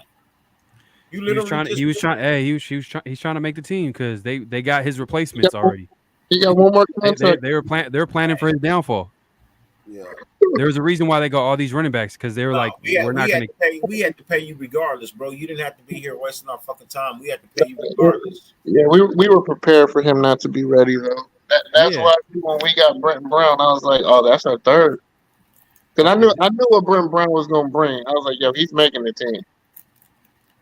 Yeah, but he didn't look fast in the preseason games. He just didn't look. He's not a blazer, but you're not gonna bring him down by one. He's gonna get you the tough yards. He's not a blazer. Are you serious? Coming out the draft, he ran like a 4.3, 4.4. He's not that. He's not. He doesn't run away from people. I'm told you, he doesn't. Hold on. This is before he came to the Raiders. Let's just go. No, I just because before he came to the Raiders, let's just go off that because the Raiders didn't really use him like that. Oh, Drake? Yeah, Drake. Yeah, Drake. Let me just see what he did. Let me see what he did with the Cardinals the year before, right? Let's just go there. Let's say Kenyon Drake. You're saying that he's not a blazer because not a blazer is Josh Jacobs. That's not a blazers. Let me see Kenyon Drake. Let's go stats. Yeah, we brought him in to be the speed back, right? Drake, I think Jacobs might be faster than Britton Brown. Oh, Britton Brown. You're talking about Britton Brown. I'm talking about Britton Brown, not Kenyon Drake. You did like a Michael Jackson moonwalk right now. I thought you were talking about. No, you know what I'm talking about? Didn't he say Kenyon Drake? Didn't he say, hey, chat? I said, because that's what I was talking about when he interrupted. Yeah, that's what I'm saying. Like I was like, what? You can't get him out of here. I said, hey man, that's why we picked up. I said that's why we picked up Brown. As soon as I brought the stats up, he's like, what? I was just talking about Britton Brown. I said that before. I was like, Britton Brown ain't running away from nobody. Yeah, no, he's not. Nah, man, don't like Farrell said, man, don't Michael Jackson up out this bitch, bro. He hit the playback. He tried to hit a move. He tried to hit a move. I'm sitting here talking about Kenyon Drake. Okay, so she said, "Get him the fuck out." Hit a move, and that was a nice little move, man. I didn't know he had moves like that. As soon as you said, "Get him the one of the biggest concerns we had about the fact is that this nigga didn't lost the step, past the step. Because he's been fast his whole career. Yeah, Drake. Yeah, but I knew he was out of here when we picked up my boy in the 7th round. I said, oh, he gone. They already prepared for him not to be here. When you pick up a third, and I knew the caliber of back that he was, the fault of the second. I told you he was out of here before we even got into any kind of training camp at all. Is Brown making the team? Is Britton Brown making the team though, JT? Yeah, he making the team. Practice squad? That's like how many running backs though on the roster? Because you got. I think he's gonna beat out Abdullah. No. Abdullah hasn't been playing because he's been one of the players that haven't been playing because he's solidified his spot. I see Abdullah is the returner and helping somebody up. I see Brent Brown getting the reps, man. No. If we see Abdullah in this last game, then you might have a little bit. I'll say Abdullah gonna get cut. I wouldn't, because how long? Abdullah's been in the league what, 8, 9 years? All I'm saying is Abdullah played the first game. I think Hall of Fame game was killing, and then we didn't see him again. Same thing with Josh Jacobs. Josh Jacobs came in. People were talking about he's gonna get traded. Then we didn't see him again in the preseason. But Abdullah did get hurt. Did he get hurt? Okay, then that might be something different. So I'm saying, like, if you know what he gives you, then don't put him out there to get. Why you gonna give him extra hits for no reason? But you're saying that he's not gonna make the team, though. I just know. I say he's just gonna get beat up by Britton Brown on the depth chart. He'll still be on the. We're gonna have like 4 to 5 backs. Josh Jacobs and Zamir White is the 1-2. The 1-2. Jacobs, White, Brown, Amir. And then the third down running back, I think that's Amir Abdullah's role. Amir Britton. But Britton, I think Britton has just as good as hands out the backfield. And he's a better blocker. And then Bolden has been like a special teamer his whole career up until last year where James White got hurt with the Patriots. And then he was forced into playing that third down role last year with Josh McDaniels and the Patriots. But for the most part, his career has been a special teamer. So I think it's going to be Josh Jacobs, White. Zamir White, Amir Abdullah as a that third down guy, and then Bolden is going to be there because he's just a locker room guy, special teamer. You know, one of those guys that Josh McDaniels brought. He's just going to be there on scholarship because he's a good guy in the locker room. You don't have to suit that guy up though. So why would he make the team? You just have him in street clothes. We'll see. I'm No, I'm not mad at Brown. I like what I seen from Brent Brown. Like I like what I seen. I'm just saying that like how many running backs, bro? And you got a fullback. That's like what 5-6 running backs. Well, Right. let's Hey, be Riker, I honest. think that Running backs aren't back- Iron Men. Oh, None of shit. these running backs are Iron Men. Hey, Brandon Bolden's been taking snaps with the first team on certain packages where it's like their pass packages or something like that. So Brandon Bolden, I think he has that third down spot unlocked for me. He got that third down spot. I'm gonna be honest. I think every running back now is gonna be on the team. They're essential because like you just know there are gonna be two guys who get hurt and nicked up, and one of them, unfortunately, I see one of them getting on IR. And the guys that we have, they're not gonna be expendable, which is why I think all of them make the team. Since they're cutting Drake right out, everyone else has made the team already. What about Walter? Think Walter makes the team? I doubt it. I think But the guys who we're talking about now, those four, yeah. they're on. Yeah, I think they could. I think they can. There's gonna be a hard cut, but I think because he performed, but I think he'll get picked up too. But Walter, I think he might get cut. Because if Brown gets the carries he can, I see him having at least another 50-yard rushing game. Can't deny that. Yeah. And he has the best hands out the backfield. He's the best pass blocker outside possibly Abdullah, but Abdullah's just small. He's too small. The only problem that I have with Brown is that you put the rock on the ground, man. Pivotal. They got a good problem. They got a good problem in that running back room. They got a good problem in that receiver room. There's a lot of players competing. They're playing well. So like, I'm not mad at. I'm not saying that Brandon Brown ain't shit. I'm just saying like, it's a lot of running backs. He's a young guy. You know, we'll see. I think they got a good problem in the DB room because I think they have so many guys performing back there too. Darius Phillips, like guys that are not even gonna make it. Because I know the first four are good for me. Like they all have potential to be starters on any team. I think Averett, Mullen, Rockison, and Hobbs. I think all them four have potential to be starters on any team. I think Amik might get cut. I think so too. But then you got Darius Phillips, who's been performing pretty good. There's gonna be some cuts that people aren't gonna like again. Hey, Dirty, you got a super chat. Yeah. But who else do you think? Yes, I do think. Hey, G-Town 488. I appreciate, man, the $2 super chat, man. I greatly appreciate that.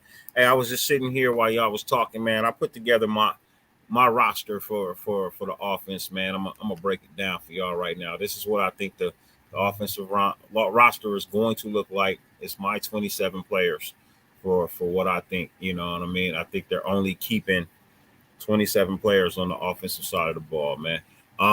Do I think Darius Phillips makes it? Yes, I do think DP makes the final 53. But here is my first half of the roster that I'm sitting here and I'm thinking this is what they're keeping, bro. So I'm thinking they're keeping Derek Carr, Stidhams, and Garbers, right? At quarterback. At running back, they're keeping Jacobs, Bolden, Abdullah, White, and Brown, with Josh Jacobs at fullback, right? Wide receivers, they're keeping Adams, Renfro, Hollins, Turner, and T. Billy. That's the wide receivers. Tight end. Huh? You said Jacob Johnson? Yeah. Jacob Johnson. Yeah. At fullback, Jacob. Yeah. Okay. Jacob at fullback. Tight ends, Waller, Moreau, and Horsted. Right. Yeah. That's what I'm thinking. Left tackle Miller with Mumford as a backup. Left guard Leatherwood as Bars as a backup. Center Andre James with Grusso as the backup. Right guard Lester Cotton with Parham as the backup. Right tackle Jermaine Illuminor with Simpson as the backup. Now all them pieces can be interchanged in that offensive line except for Miller and James. Everybody else you can put them probably wherever the hell you want to put them. I'm perfectly fine with that. But I think that's the offensive side of the ball. So 10 guys on the O line. Everybody with the backup. A backup at each spot. But I think that's what we're looking at, bro. And if I'm being honest, bro, that's not a bad offense to be looking at. That's not a bad offense to look. How many receivers you say? I mean, 5. Keeping Yeah, 5 five, receivers. Yeah. John Adams, Renfro, Hollins, Turner, and T. Billy. Oh, so you don't got Cole making the team. I like. I like Cole, man. I think this the final. I think this is what you're gonna see for the offense, bro. I think we take 6 receivers out for some reason, and I think we take Cole with them. But it's like they can add the extra receiver. but it depends though. Like if it depends on how they go about the running back position, because they got a lot of running backs. Mm-hmm. I even like that Walter kid too. That Walter dude that they picked up during a preseason. I think they get added to. Practice squad if they clear waivers. What I do think though, where you can add maybe that receiver, is they might go with 8 or 9 offensive linemen realistically though. Honestly, they're going to pick up another offensive lineman though. It's a given. They're looking for another offensive lineman that they're going to sign. So that's a position, another spot that's filled. I don't see that going to like another receiver. Oh, you could cut, but yeah, but that means one of the guys that maybe Dirty said might be get cut to add room for that O lineman that we bring in. I'm gonna tell you this: Turner is above T. Billy. Yeah, I like Cole, man. For some reason, I like Cole because he's just been the most productive out of all of them. Who do they run majority of the screens to with these receivers in the preseason? The screens. Like they've been running like some wide receiver screens. I haven't been able to catch a lot of games. White, Walter, and No, they've been running a lot of screens. Reverse that. I know they run a couple. I think they run a reverse last week with DJ Turner, and he showed that he has some good awareness out there, man. I like Turner, man. So they're gonna be a heavy screen team. Like honestly, like with the way he's gonna call, especially on like third short or second and short. Yeah. I even seen him run a jet sweep too, a fucking jet sweep to Turner.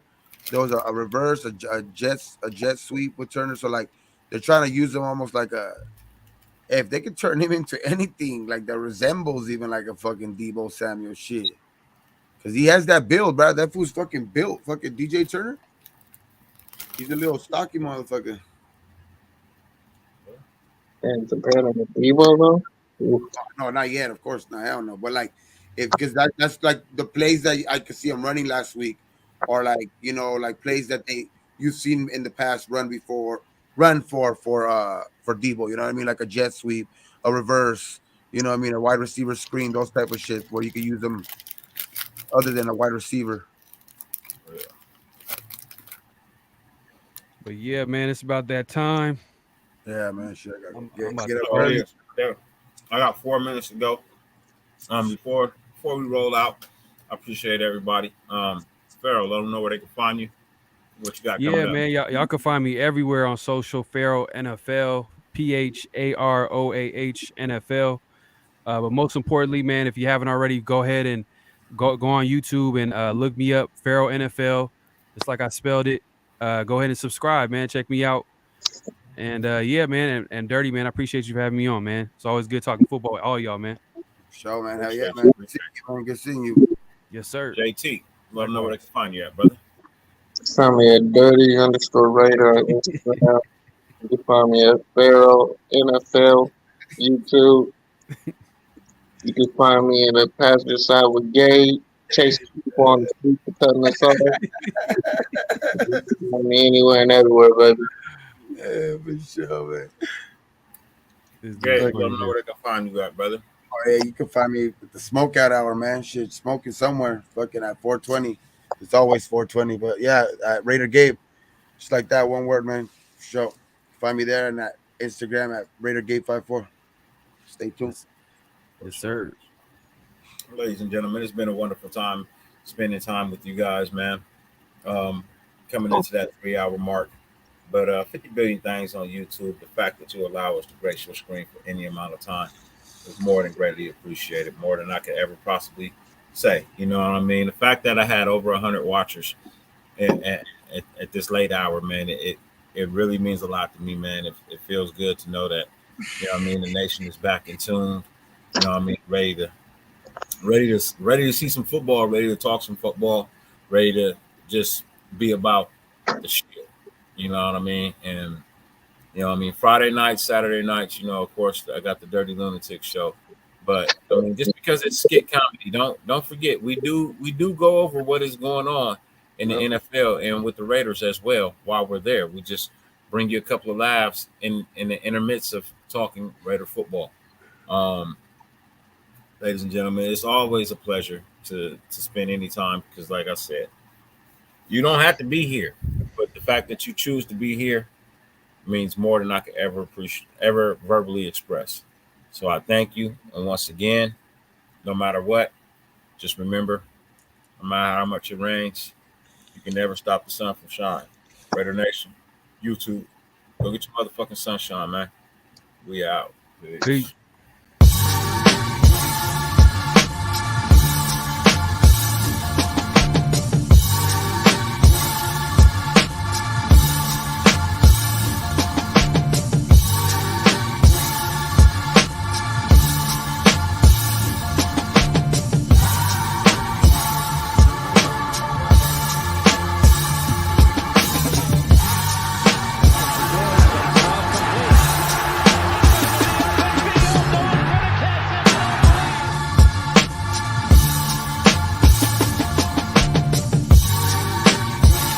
Left goes end zone.